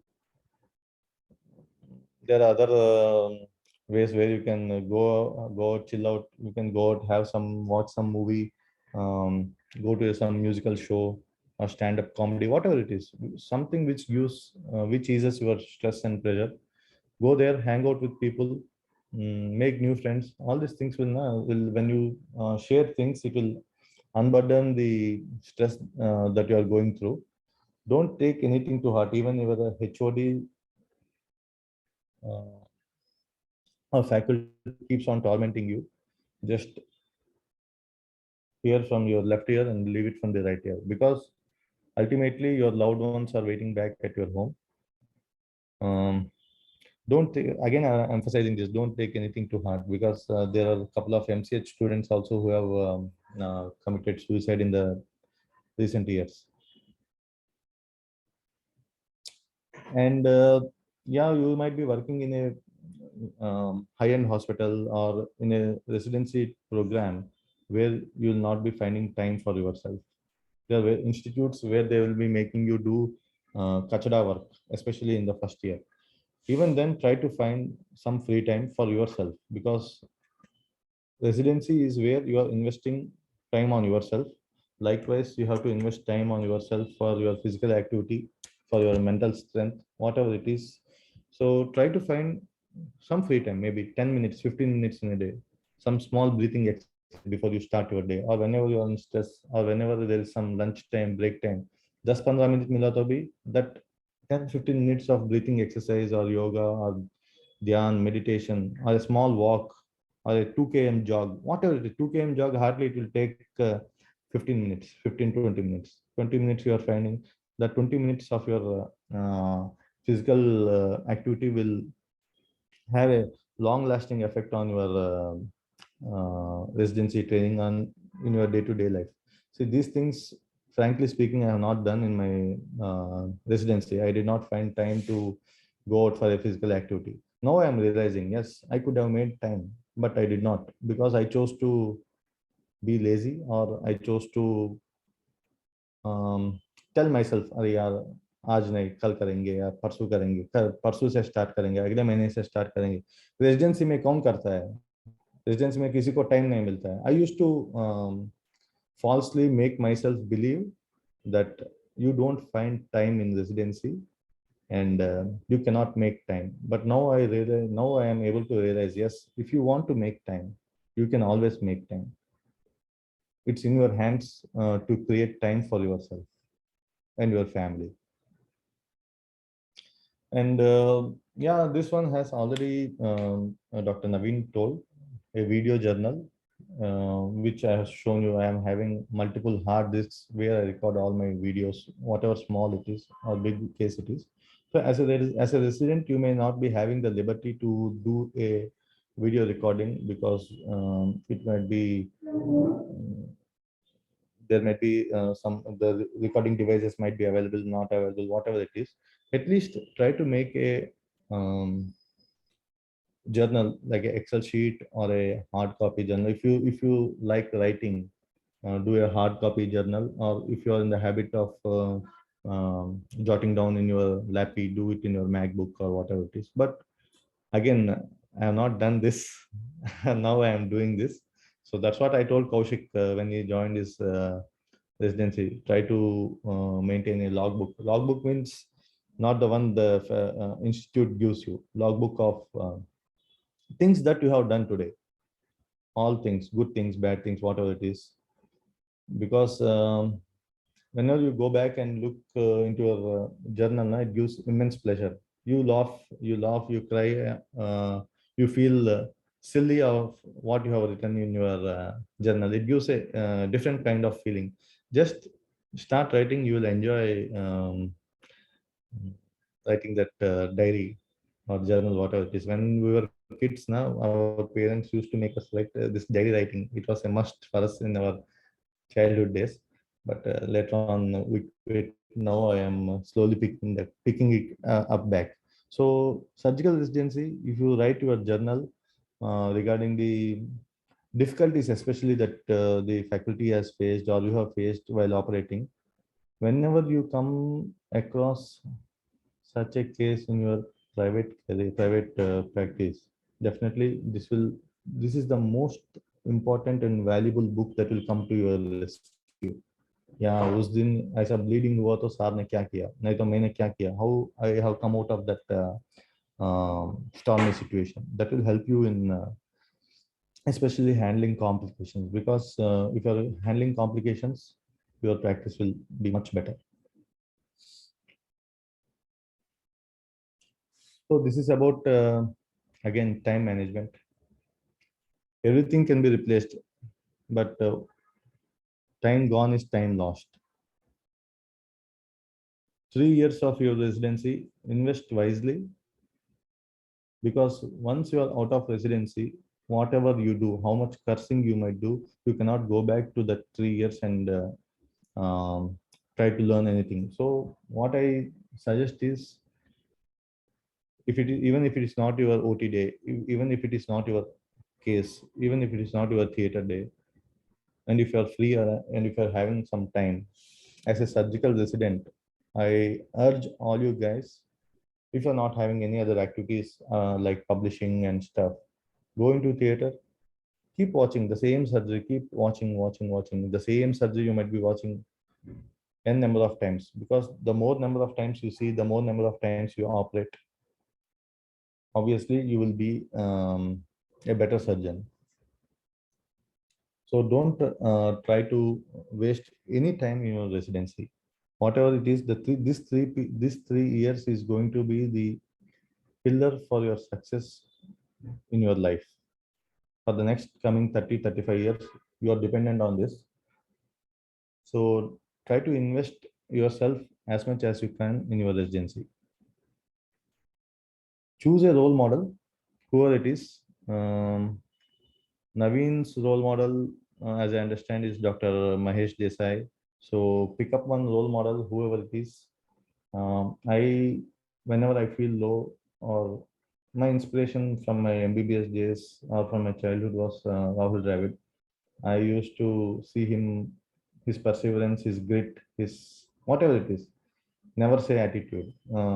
So I used to follow him. Whenever, even now, I'm down, I just scroll through images of Rahul Dravid, or I just go through some vintage knocks of him. Whatever it is, choose someone who inspires you from whatever field he is from. That will help you in being a better person by the day. So this is what I told: see and learn, do and learn, because learning never ends. So finally, today, as we all know, is World Health Day, April 7th. This year's concept is just a second, save our planet. So try to contribute something to the society, because when you're doing something for others, it gives immense pleasure. It gives immense satisfaction. Enroll yourself in some social activities whenever you are finding time, maybe 1 hour in a month. I'm not asking for more, 1 hour in a month, or hardly 15 minutes in a week. Plant some tree, help someone, go to some orphanage, something, some social activity, some public activity, something in a way where you can contribute to the society. It will give lots of immense pleasure and happiness. Or simply you can do something. You can run a small free what to say consultation for some poor patient. That gives lots of pleasure. That's what Lord Krishna says in Bhagavad Gita. Through selfless service, you'll always be fruitful, and you will find the fulfillment of your desires. So do help others, whoever it is. It will definitely come back to you in your life. So that is from my side, guys. All the very best for your future, and do well in life.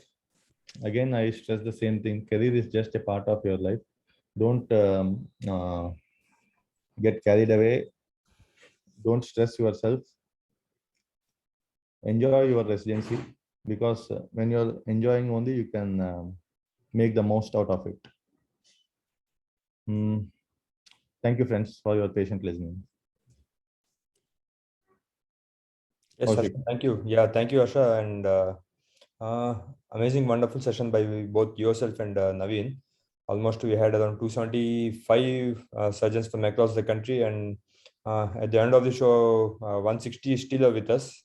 So that's a uh, good number for surgeons to give their time, and you know, it's pleasure always to keep knowing new things. Yes. From my side, before we close up, no, from what you and Naveen told, and what I personally experience is that everyone needs to have a logbook. So for that, I would suggest for those who are going to the MCH, I know it's a costly investment, but buy an iPad with a pencil. iPad with a pencil has changed my life actually. I jot down. I need not. I stopped carrying books. It was just before my MS General Surgery, three months before my MS General Surgery exam. I got this thought of going green. So ever since then, I had given up reading from textbooks. My MS General Surgery exam I had given only going to the e-books on the iPad, and MCH as well. I have never bought a Campbell. So I just started reading only through ebooks. So and that iPad is always very handy to you. Like Naveen was telling, you can carry it to your OPD, you can carry it to your wards. Whenever you see a patient, you can simply write down something. You can Google something, you can see a video, and the video log, which Naveen was telling, yes, you can record all the videos, immediately edit in your iPad, and have a backup of that. So it's a costly investment, but yes, it's changed your life, and it's a very Yeah, cool investment actually. उतना भी costly नहीं है. आधा आधा आधा month का salary है यार. No, it is one of the best investment actually, because it'll stay. I mean, the next 3 to 4 years, it's going to be with us all like daily. Exactly. So we can take some question and answers. Before that, I just want to tell a couple of things about what Naveen is intending to do in the coming days. Dr. Naveen has come up with a beautiful idea of starting a small startup called PCube, where he will be sharing. It's a 21-day training program for MBBS students, for MS, MD students, whoever it is, for all medical graduates. So he's coming with a program. You can throw some insights, Naveen, about your program, so that it will help Yeah. over here. So, like, it's a small try from my side, so that, like, we all know how to, like, now we have discussed so many things as how to go about residency and all, but as we were discussing, implementing things is the most challenging part. So most of us know most of the things, but we need some small push from somewhere, which would actually help us in achieving what we all want to achieve. So so it's a like, you might have seen some similar challenges. I'm not sure, but it is like a challenge of 3 weeks or 4 weeks. Actually, I'm thinking it to be a 30-day challenge, wherein 1 month we will have daily sessions, live sessions every week, and recorded sessions every day, wherein you will be introduced to specific things which will help us in improving our character, improving our attitude, and making ourselves the best. As I was telling, the version 2.0. We all want to do something in life, but something is pulling us back. So we would try to we are here to try to push you so that you'll be able to achieve what you want to achieve in life. So that 30-day challenge would be a primer. It will be a booster for you, wherein you will be made to do a particular task which is related to your field. It can be a small task, it can be a particular, for example, we can discuss about that in detail. So in those 30 days, I'm sure you're going to have some change in your own uh, uh, self as a person, and you'll be a better person, and you'll develop a few habits which are going to stay with you lifelong, and which will help you make a better person. So we can, I think, sir, we will have a discussion about that sometime later in detail Sure. about that. Yeah. So right now, I think they're all tired and probably they're hungry and Yes, and they want to yes, yes. relax. Yeah. Yeah. Is there any Uh, website or something where people can check out regarding the PQ? Yeah, the website is building up actually. So the website and the groups are building up. So probably within a week or 10 days, it has to, because I mean,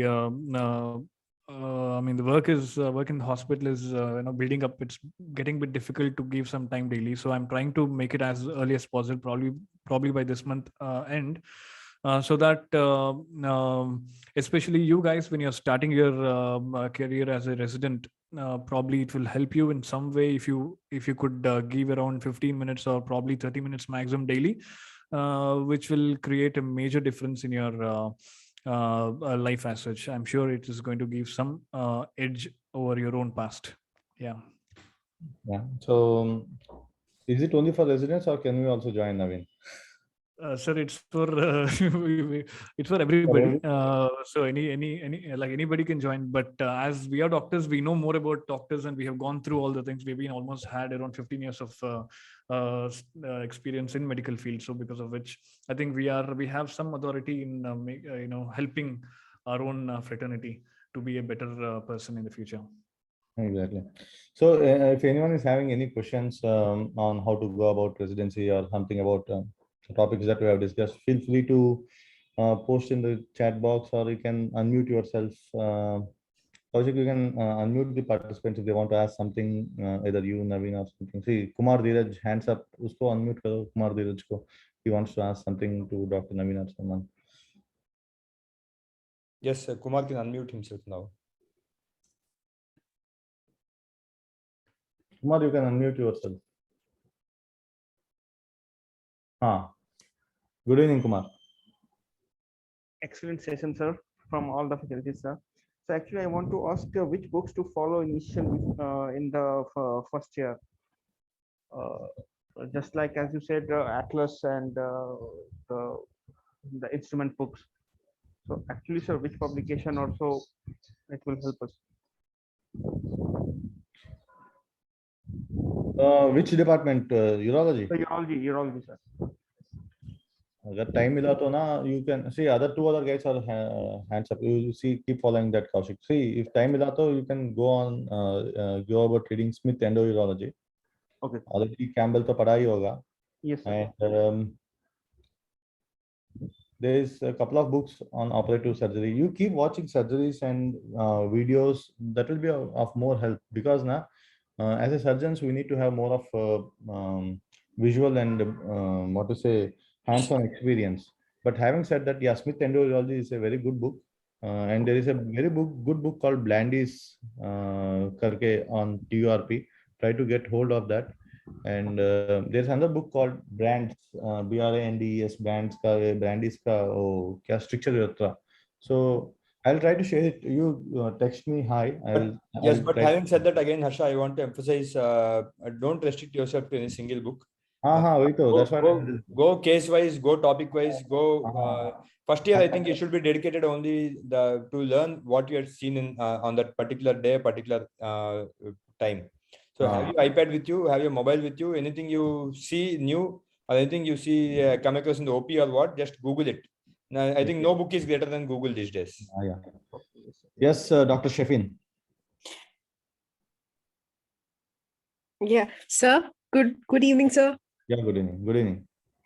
Sir, I'm sorry I joined the discussion very late. I'm not sure what all was going on. I couldn't get the whole thing, sir. I have two questions. First, sir, what all books can we follow in plastic surgery? And the second question would be, so what if we don't get a much hands-on in the college or in the hospital that we join? How to go about it? No, I have to ask. See, ये तो link हमें मिल गया, but how? Yeah, Dr. Shefin, the first part of the question, you just text me. Dr. Rohit Mula will be the best person to answer that. He's not in the session now. But the second question about hands-on and training, Dr. Naveen, any insights that you want to share with Dr. Shefin? Hands-on. So regarding hands-on in any surgical field, obviously, as already we have discussed, if you have missed that, sir was rightly mentioning, Harsha, sir, that whichever procedures are being done at your institute and whichever procedures are which you'll be getting as a resident to do, be happy with that and try to master it. Whenever you do it, try to read about the procedure properly before see videos.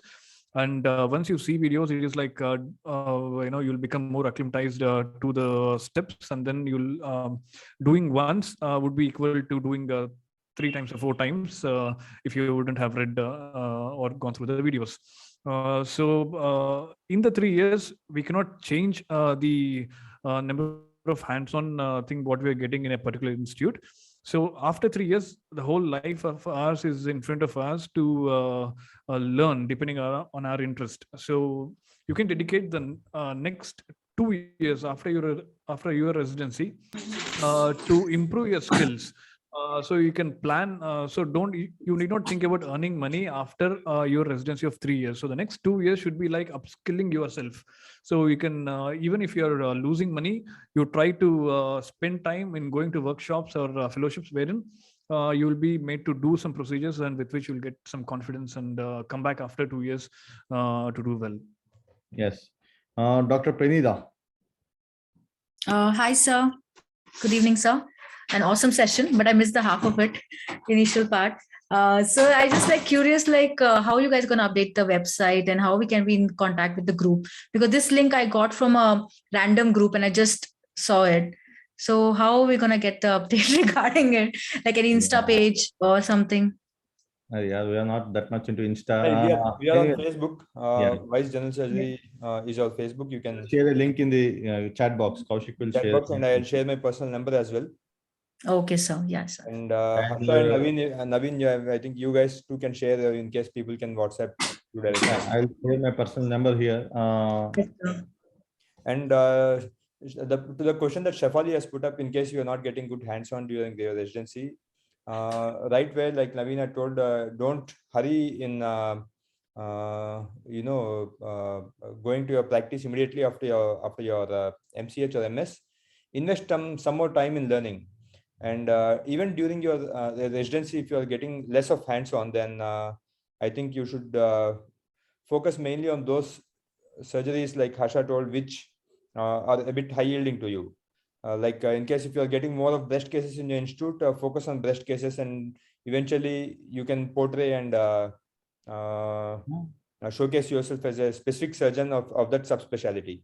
But yes, do invest your time after MCH or your MS specifically to learn, and that is going to change the way you practice actually. Exactly. After my Nizam's training, I went to, I was in Apollo Jubilee Hills for 4 months.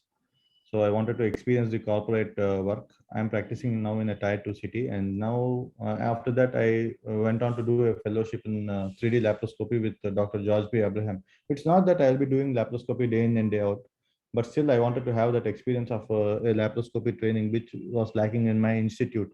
So I went there, and eventually now, yeah, I'm doing laparoscopy cases. That's what I was telling Dr. Naveen. Today I've done a laparoscopic adrenal cystectomy. It was my first case in after coming into private practice. So yeah, you go there, go somewhere, enhance your surgical skills, and come back. Okay, Nakul. Nakul has got a question. Yeah, Nakul. Yeah. Hello, sir. Good evening. Hey, good evening. कैसे हो भाई? I'm all good, sir. हाँ. To Naveen, sir, actually, it was a really nice session. And I am always excited if something comes in the group that Wise Academy is going to take this session. Even I'm not free, I make myself free to listen whatever you guys are helping us. So my question actually is a very practical question. All the questions have been explained very nicely by all three of you. My question is, sir, considering urology, that there are, say, amount of 8 to 10 surgeries are there. So if you say if one has to be a successful neurosurgeon, like which all surgery he should master by the end of 3 years, and he should focus to be clear and a successful surgeon. See, learning is a long process, but at least this minimum thing I should be mastering at the end of 3 years. So what does 3 surgery, or what those 3-4 surgeries or 5-10 surgeries should be there? Naveen. Yeah. So Nakul, nice to hear from you. Regarding see, in any branch, as you already like you are a general surgeon, you know how to go about. I don't know about your number of years of practice after being a general surgeon. Being a urologist, we need to understand in any field. We need to understand the maximum number of case load which are there in that field. So in urology, the maximum caseload, almost 80% of the caseload would be based on stone and prostate. So I cannot tell that you have to be proficient in managing any stone and any prostate by the end of 3 years. So it's a learning process. So you will have to try to learn as much as possible, depending on what all hands-on you get, and also what all you will be learning theoretically and practically. So stone management and benign prostate management would be the minimum basic things which you will have to manage being a urologist. And keep a goal that by the end of 5th year from now, you will be able to manage most of the at least 80 to 90% of the stone and prostate cases. Okay. Kaushik, any insights from your side? I want to keep it more generalized and generic. Just these 3 years, you try to invest figuring out what is your interest, what is fascinating you, which surgery is getting the best fascination in you. And once you try figuring out what's bringing out the real interest in you, focus more onto that surgery, be it stone, be it prostate, or be it reconstructive urology, or for that matter, if it's a robotics. Try figuring out what's your interest, and try doing more of investing of time onto that particular subspecialty of your interest, and that gives, at the end of the day, it makes you a best in that subspecialty. Best in that. I have seen surgeons who from the West actually who operate on a single organ, who operate on a single organ and are doing quite good. So I think you should figure out in your residency time what interests you the best, and focus more on your interest. Try putting up articles, try doing some research on that specific interest of yours. Okay. 1, 2, 3, 4, 5, 6. I don't get your name. You can ask your question. Hello. You can unmute and ask your question. 1, 2, 3, 4, 5, 6. Whoever it is. Anyone else? Any questions you want to ask? Dr. Naveen or Dr. Kaushik or myself, we are free to. 1, 2, 3, 4 has put up his hand, but I don't know whether he's able to unmute himself or not. Dr. Adil is here. Any one of you guys? Adil Abdullah. Huh? Yes, Adil Abdullah is here with us. So Anybody else who wants to just discuss, don't have that inhibition as we discuss, Yeah, Try to, yeah, try to just unmute yourself and ask question. Hello. Dr. Anup, yeah. Yeah, sir. I'm a general surgeon. I practiced for 7 years, and because I had a little bit not so good career in general surgery, so I decided to write MCH. So I think I will get urology tomorrow. I'm not sure also. Otherwise, I will get anyway plastic. I am not inclined to any specialty. Whatever it is, I will take. But what I'm asking is, my question is, if we do this urology or plastic, so whatever skills in general surgery which I have acquired till now, will it go, or will I be coming to the zero level? All these are my concerns. I don't know. Okay, Dr. Anup, I understand that you have been practicing for the last 7 years, but you could not live up to the expectations of what you have set your goals of being a good general surgeon in your career. So my answer is, what defines a successful career? So what is the definition of a successful career? Doing 100 cases in a month, doing 200 cases in a month, or earning 25 lakhs in a month? Or is it doing a different kind of case today? Or is it being complacent with earning 3 lakhs, 5 lakhs, whatever it is? So a definition of a successful career is completely relative, because someone who is doing 100 cases may feel, अरे यार इस महीने में मैं तो कम किया और ज़्यादा बढ़ाना है. So for him, doing 100 cases is not a successful career. So definition of a successful surgical career differs from person to person. So if you are happy with your what to say, life and your surgical work, then you should be happy with what you are. Don't worry too much that if you are not having a successful career like that. Okay, sir. What about this after residency? Will I That's lose what. my Yeah, surgical after residency, no one can guarantee. See, no one can guarantee that once you have finished your MCH, it doesn't mean that you will be having a great successful career than being a general surgeon. Again, see, if it is about finances, really it doesn't matter if you are doing a MCH or if you are not doing a MCH. It doesn't really matter.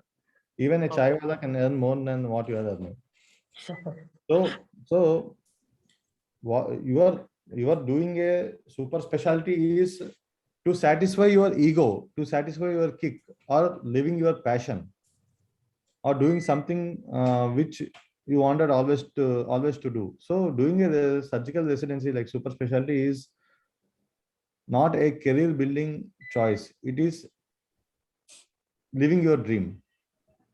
So Okay, once sir. you have finished your super specialty, it doesn't mean people will have a aarti plate for you and come will be giving you 5 lakhs per month. No, it is not the way. Again, you have to start from scratch, and you have to start this struggle of what you have experienced in the last 7 years. That is always there. Competition is always there. You have to be in that competition.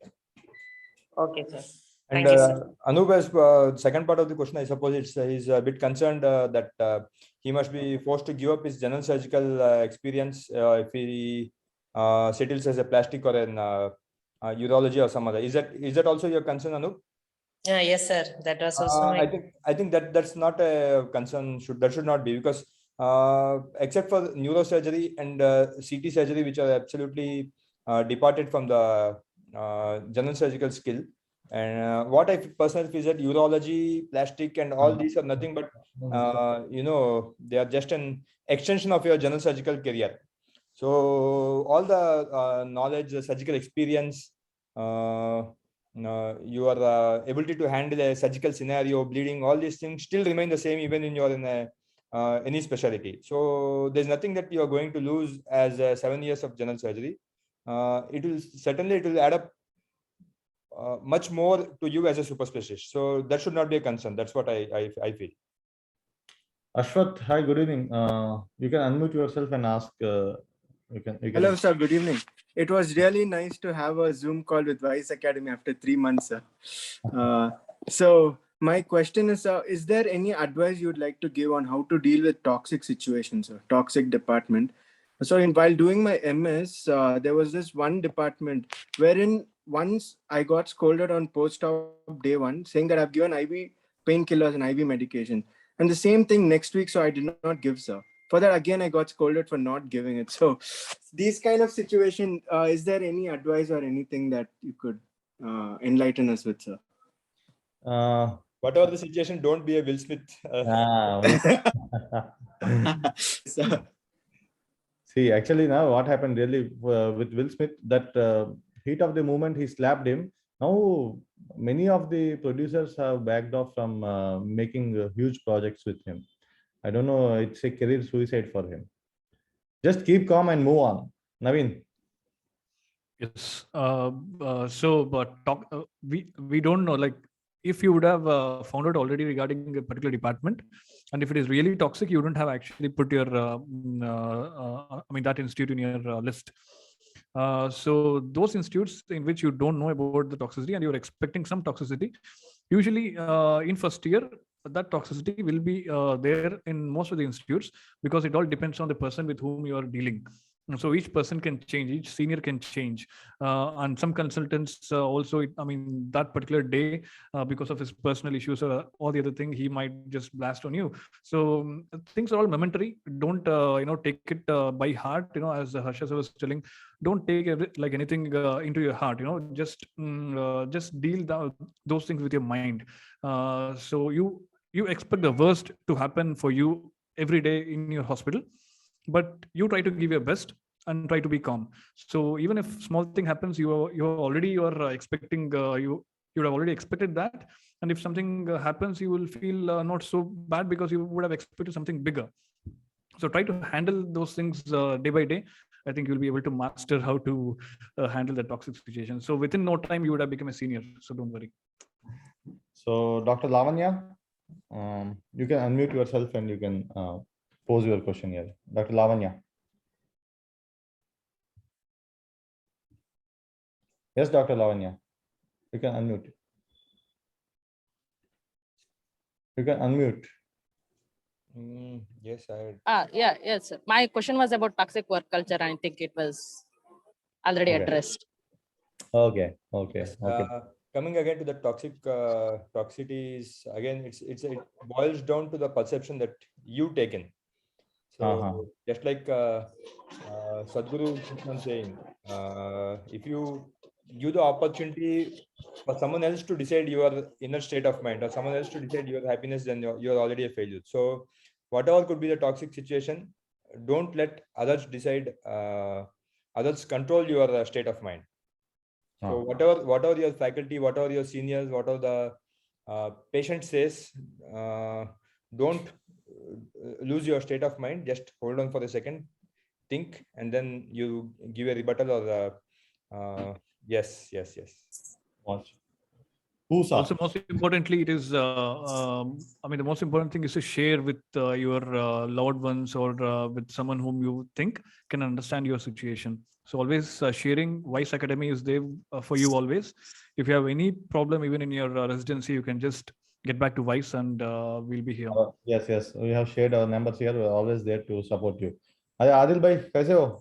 Hi, sir. Thank you, sir. After a long, happy to see you both, sir. After almost 1.5 years, I'm as always heavily indebted to you for my seat in Calicut Medical College. That's what I'm telling. Adil, before you. Hi, Naveen, sir. Hi, Adil. Hope you are working in Calicut. Calicut. Happy to know that you're working in Calicut. Hope we'll meet you in some Calicut urology club meetings. Yeah, sure. Sir, all what you told and explained us very well. I wish I got this lecture 1.5 years back when I joined for my first year residency. And anyway, it's nevertheless late. Hopefully, I would able to pick up some good points from here. Sir, I would like to know more about fellowships and the prospects of doing various fellowships. I know that you brushed through this during your lecture, but maybe on a better session, maybe as a session later, sir. Yeah. Thank you, sir. Thank you for this extremely knowledgeable lecture. Hopefully all the residents will benefit from this. Yes, Thank you. yes. Sir. Thanks, Naveen would be the right person to take a lecture on fellowship, because MPUH, I think Dr. Arvind sir has once taken a detailed session on fellowships in across the country, if I'm not wrong. Yeah. Not Yeah. Arvind. So, I think Abhishek. Yeah. There's one. Yeah, definitely. We'll also have a session also, sir. I guess we can have sometime later. Sure. Done. हाँ. Yeah. And Adil, क्या आज का 5 kilometre का हो गया क्या running? No, sir. Nowadays I'm fasting. Ramzan is up, so I'm Okay. fasting. So I have thought I would give a break to that run.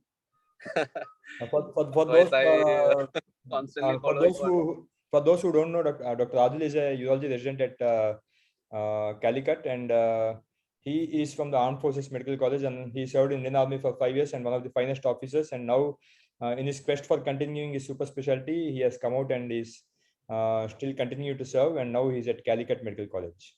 Calicut, and Adil is now one of my gurus. He has given me an app how to be physically fit. So I've been following Adil's step go. Some app he has suggested. Naveen, how could you manage your exercise or gym time during your residency? Was it really possible for you at MPUH, Naveen? Yeah, for me. Okay. You're asking me, right? Yes, Naveen. Yeah. Basically, we have not done much amount of exercises because in the first year it was not so easy. But we have a gym attached to our quarters. So from second year and third year in MPH, we'll be given quarters. So which has an attached gym which can be opened anytime, day or night.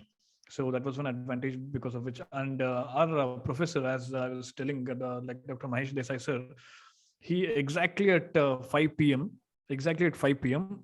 He goes. He comes to the gym with shorts and t-shirt and earphones. He's 75 years old. 75 or I think no, 78 years old now.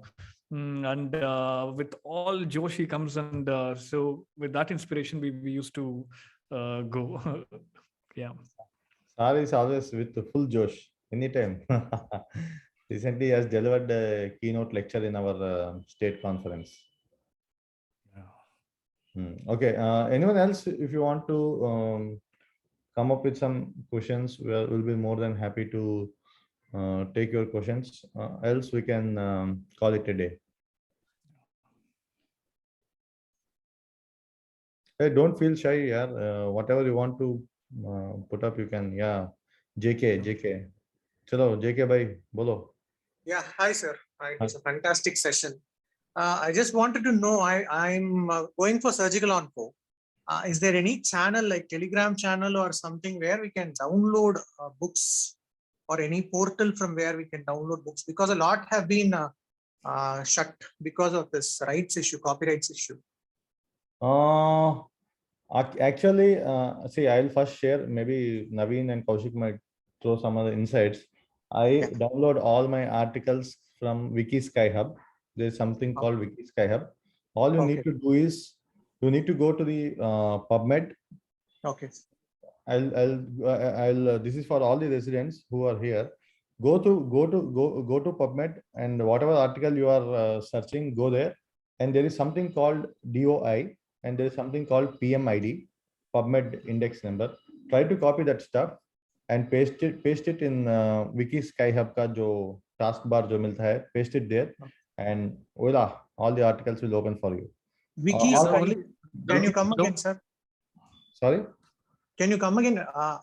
I mean, what do we search in PubMed? Sky Hub, SKIHUB, Sky Hub. Yeah. Okay. Okay. Wiki Sky Hub, and there is one website called LibGen, LIBGEN. So where in LibGen, what you can do is in LibGen you can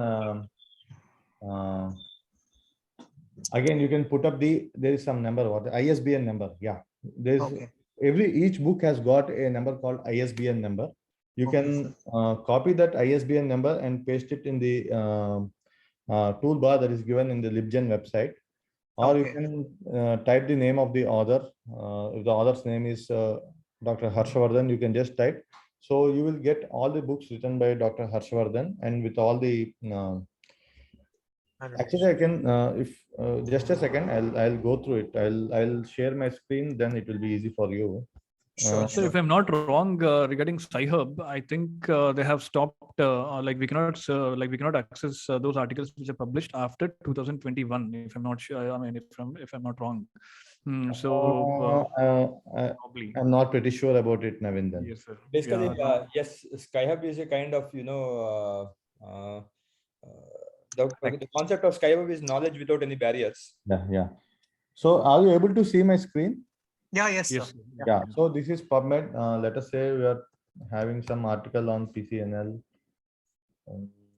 Okay, search करेंगे. So yeah, I got an article here. So this is what you need to copy. This is. Oh, the first article is again for MPUH. Okay. देखो इसका नाम है क्या नवीन का देखो फिर. So this is DOI, or either that, or you can copy this one. You can see here there is something called PMID. PMI. Okay, Yeah. okay, sir. You Yeah. copy this PMID and yeah, go to Wiki SkyHub. Wiki SkyHub and yeah. So here you need to enter that. Okay. Yeah, so this article is opening for you here. Okay, so now you can download this article. This is how you can follow from Wiki, SkyHub, and PubMed. And this one, LibGen, LIBGN. LibGen is place where you can download textbooks. Okay. So there you go. Here you can search. Let us say radiology. So these all are the books that are available in radiology. You can just click on it and download that book. Okay, thanks. So there are multiple links here. So these two things you try to remember, and you can. Sure, sir. Yeah. Sure, sir. Yeah. Thanks a lot, sir. Thanks a lot. Yes. And one more request from my end would be like a lot of us are new to these articles and stuff. Reading a paper and writing a paper, any session on that in future would be fine. Would be nice, sir. I think Dr. Naveen is the best person because he has published multiple, I think, many articles. Recently, one of his publication got published in IJU, right, Naveen?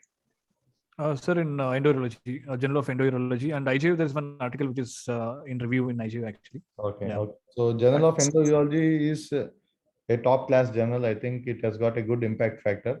So okay. Congrats, Dr. Naveen. So Naveen will be the best person to take that session. Yes, so we can have a session sometime within a few months. I think we can have a session on that. Please, we can also invite some other people also who are well versed in publishing also. Dr. Ye has got a question. Ye, you can, yeah. Yeah. Good evening, sir.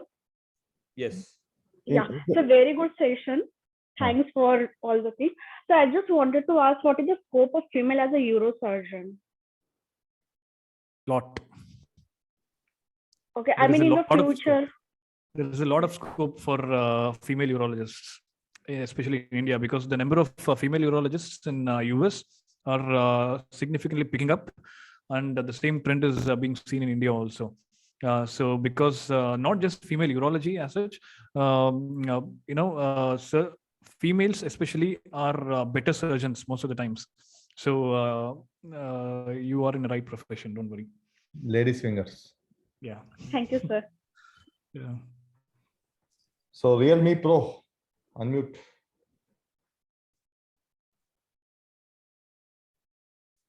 Realme. Naveen, are you okay on time, or you want to? Sure. No, sir. I'm fine. Realme. Kaushik asked to unmute. Yeah. You can unmute yourself. Yes. Hello, sir. Thanks for wonderful session. Please introduce yourself, doctor. Sir, myself, Dr. Anuj Yadav. I am general surgeon practicing for last 2 years, sir. And I have secured 249 rank in urology, sir. Vice student exam. I want to ask one thing, sir, that Many people are saying that urology, there is much saturation in the market, sir, and rather than other branches like GI surgery, onco surgery. And I have heard many people outside saying there are many urologists working there. So is it true, sir, that we have to face this saturation kind of That's it. thing even after super specialty, sir? Or how I would like to answer to? that. I would like Yes, to sir. answer that. Yes, sir, See, please. saturation, there is nothing like saturation in India. Our population is going to increase. It will keep increasing in the next coming few years until we die. So we'll not have a regression. It will be increasing. So you Until don't worry. The number of patients which we get would be far more than any urologist across the world. So you don't worry about saturation. The only thing is that you should choose the place. So you should choose a place. You should choose the place where a urologist is required. So you should have that flexibility to go. Like you need not go to a place where already there are 2 or 3 or 4 or 5 urologists who are working. So that's not the only place where patients will come. Patients will come wherever a doctor is there. So there are so many places which are to be explored and which are to be covered. Now all the tier 2 cities and tier 3 cities are going to be filled with super specialists in the coming year, and everyone will have good practice. So don't worry about saturation. The only thing is that we have to find out the proper place, and we have to search for the opportunity and do the work. So you don't worry about patients. Okay. And not just urology. Almost in India, every other specialty is saturated, and then I feel in coming days it would be even super saturated. So rather than worrying about how others are doing, I think we should focus more on how to be best among this saturation. So and pura chodo yaar, that's what I am telling. Try to invest in something else, some second source of income. Uske baare mein bhi socho yaar. That is most important, because now saturation, super saturation, perspiration, all these things will happen. Eventually, something will happen to us where even if it is not saturated, you will not have a source of income. You have to invest in something else. That's what I am really. That's what I have learned in the last couple of years. See, I am practicing in a tier 2 city, 5 lakh population, 12 urologists. It can be more super saturated than this. But still, okay, I'm making out whatever it is. I'm making out. So every place people will come. You are going down further into small places also. Urologists will or super specialists will start coming there. And because of this saturation itself, if you are aware, last year 800 seats were left unallotted in cardiology department. So actually, cardiology was once upon a time a hot sought after branch. Now, no one is opting for cardiology because of this saturation. Because cardiologist is now available even in a small village. So that's why I'm telling again, emphasizing, don't rely on your medical profession itself as a source of income. Yeah, you do it for your passion. It's a passion driven thing. You have invested 15 years here. So obviously you cannot go back, but still try to venture into something else, which will be a second source of income. That is my honest opinion. Right. Like I think the real answer should be like no profession is immune to saturation. Not just urology, no profession, any profession, any business for that matter, any profession for that matter is not immune to saturation. And trying to be the best in your profession and trying to market yourself, trying to showcase that you are the best. I think guys, to the job of marketing and showcasing that you are best has to start from day one of your PG.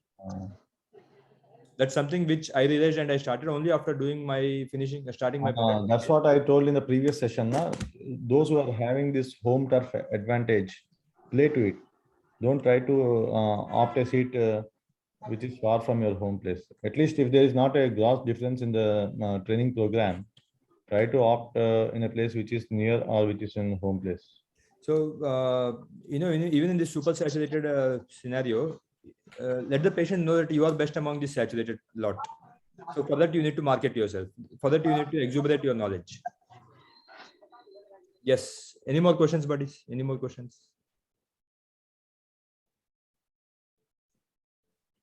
I think Kaushik Jan, we can Yes. Yeah. call it a day. Naveen, it was very Samsung abhi aaya. We'll take this last question. We'll take this last question from Samsung. Last question.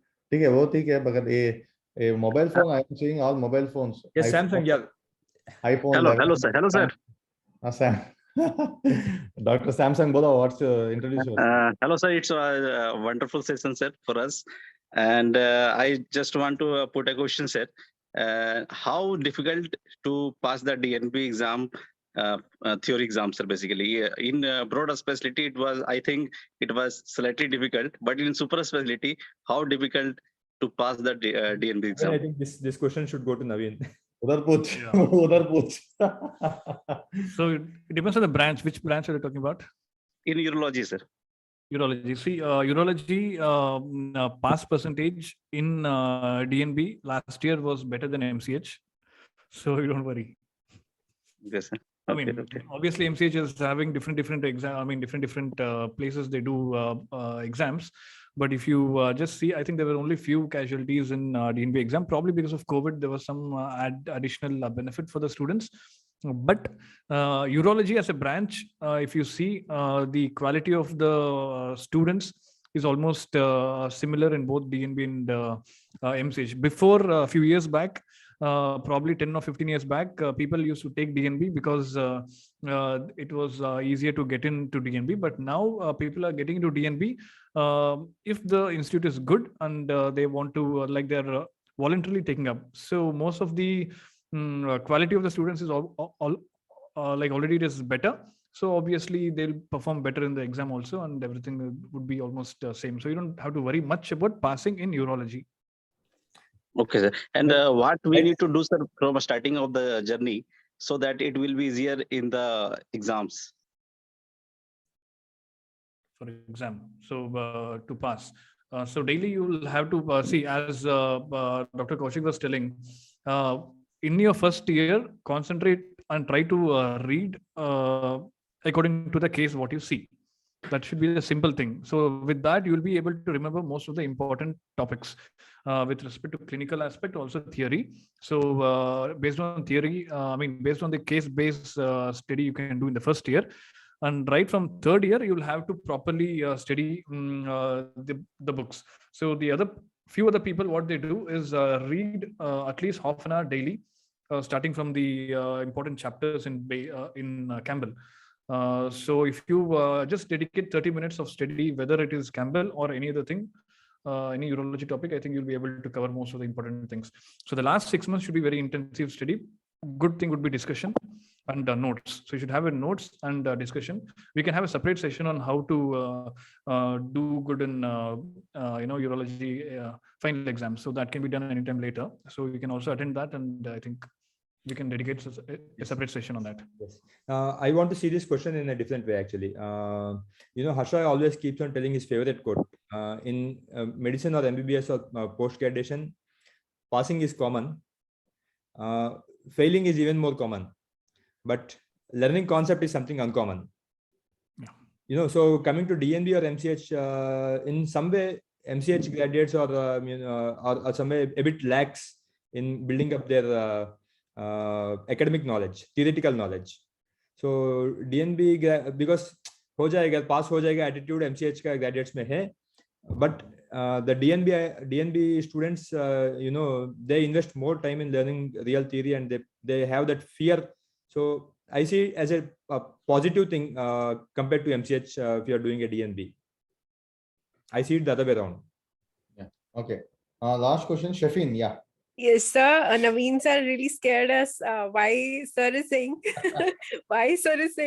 particularly urology, we don't have to worry. No. That. अरे यार वो तो urologist है ना, इसलिए urology के बारे में बताया उन्होंने. Yeah, so that was only because we are urologists and we have seen, I mean, that's the only reason why I specified about urology. The only reason is I don't have much knowledge about the pass percentage in other branches. So we can definitely find out. I think now the quality of DNB students is improving. So automatically the pass percentage is getting better in all fields. So you don't have to worry much. See, the main funda here is why people were not able to pass in the past years, and now why the pass percentage is increasing is because of lots of digitalization. That is how I see it. So previously there was no academics, and there are some institutes where practically there is no academics. Consultant would come, he'll do his cases and he will go off. So there won't be any academics. So now there are different platforms, various platforms where you have online academic sessions are going. And I want to just give a small suggestion to all the residents, especially DNB residents of MCH, whoever it is. You form groups together. You have interactive sessions amongst yourself. Maybe once in a month, you do case presentation one Sunday, or you guys can form a group.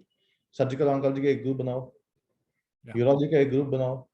चलो इस महीने 4 case presentation करेंगे. अरे यार हो जाएगा, इससे ज्यादा कुछ नहीं है यहाँ पे. 3 साल में बहुत सारे केस प्रेजेंटेशन हो जाएंगे, इससे ज्यादा कोई पूछेगा भी नहीं. Let the final year resident be your examiner. Let the first year resident be the case presenter. क्या होगा मालूम? Final year resident जो है ना बंदा, he will try to ask, he will try to screw you.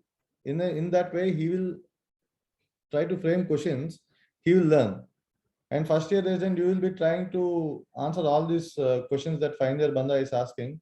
You will be learning. So it's a win-win situation for both you guys. You need not depend. There is no need for you to depend on anyone. You can just form groups, and one more thing, if you can't form a group also, you can discuss with your colleague. Let the other person be your examiner. That is what I used to do. This I have done in my MS General Surgery. This I have done in my MCH. In my MCH, I tried to do, but when the other colleagues were not that cooperative, I used to play the both ways. Okay, examiner might ask this question, so I'll be ready with this answer. That is why I used to. It's just like playing chess on both the sides. So you and your friends can discuss amongst yourself. That will be the best thing to do. Super specialty passing is, I mean, the pass percentage is way more than broad specialty DNB pass percentage. So, see, if you're not making any gross mistakes, they will pass you. Passing is chumma, I can say. No issues. Yes. Okay. Okay, we'll call it today. It was a lengthy one, and good to see still 72 guys, even during the dinner time, staying back with us. Probably they're having dinner and seeing attending it. Maybe that is also true. Naveen and Harsha, thank you so much for your time, and it was an amazing session. Especially Naveen,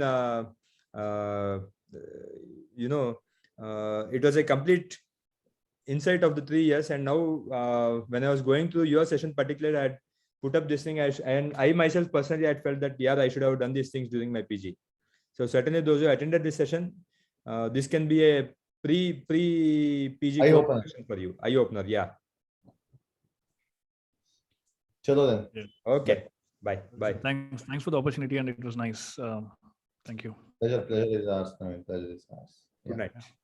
Good night. Good night.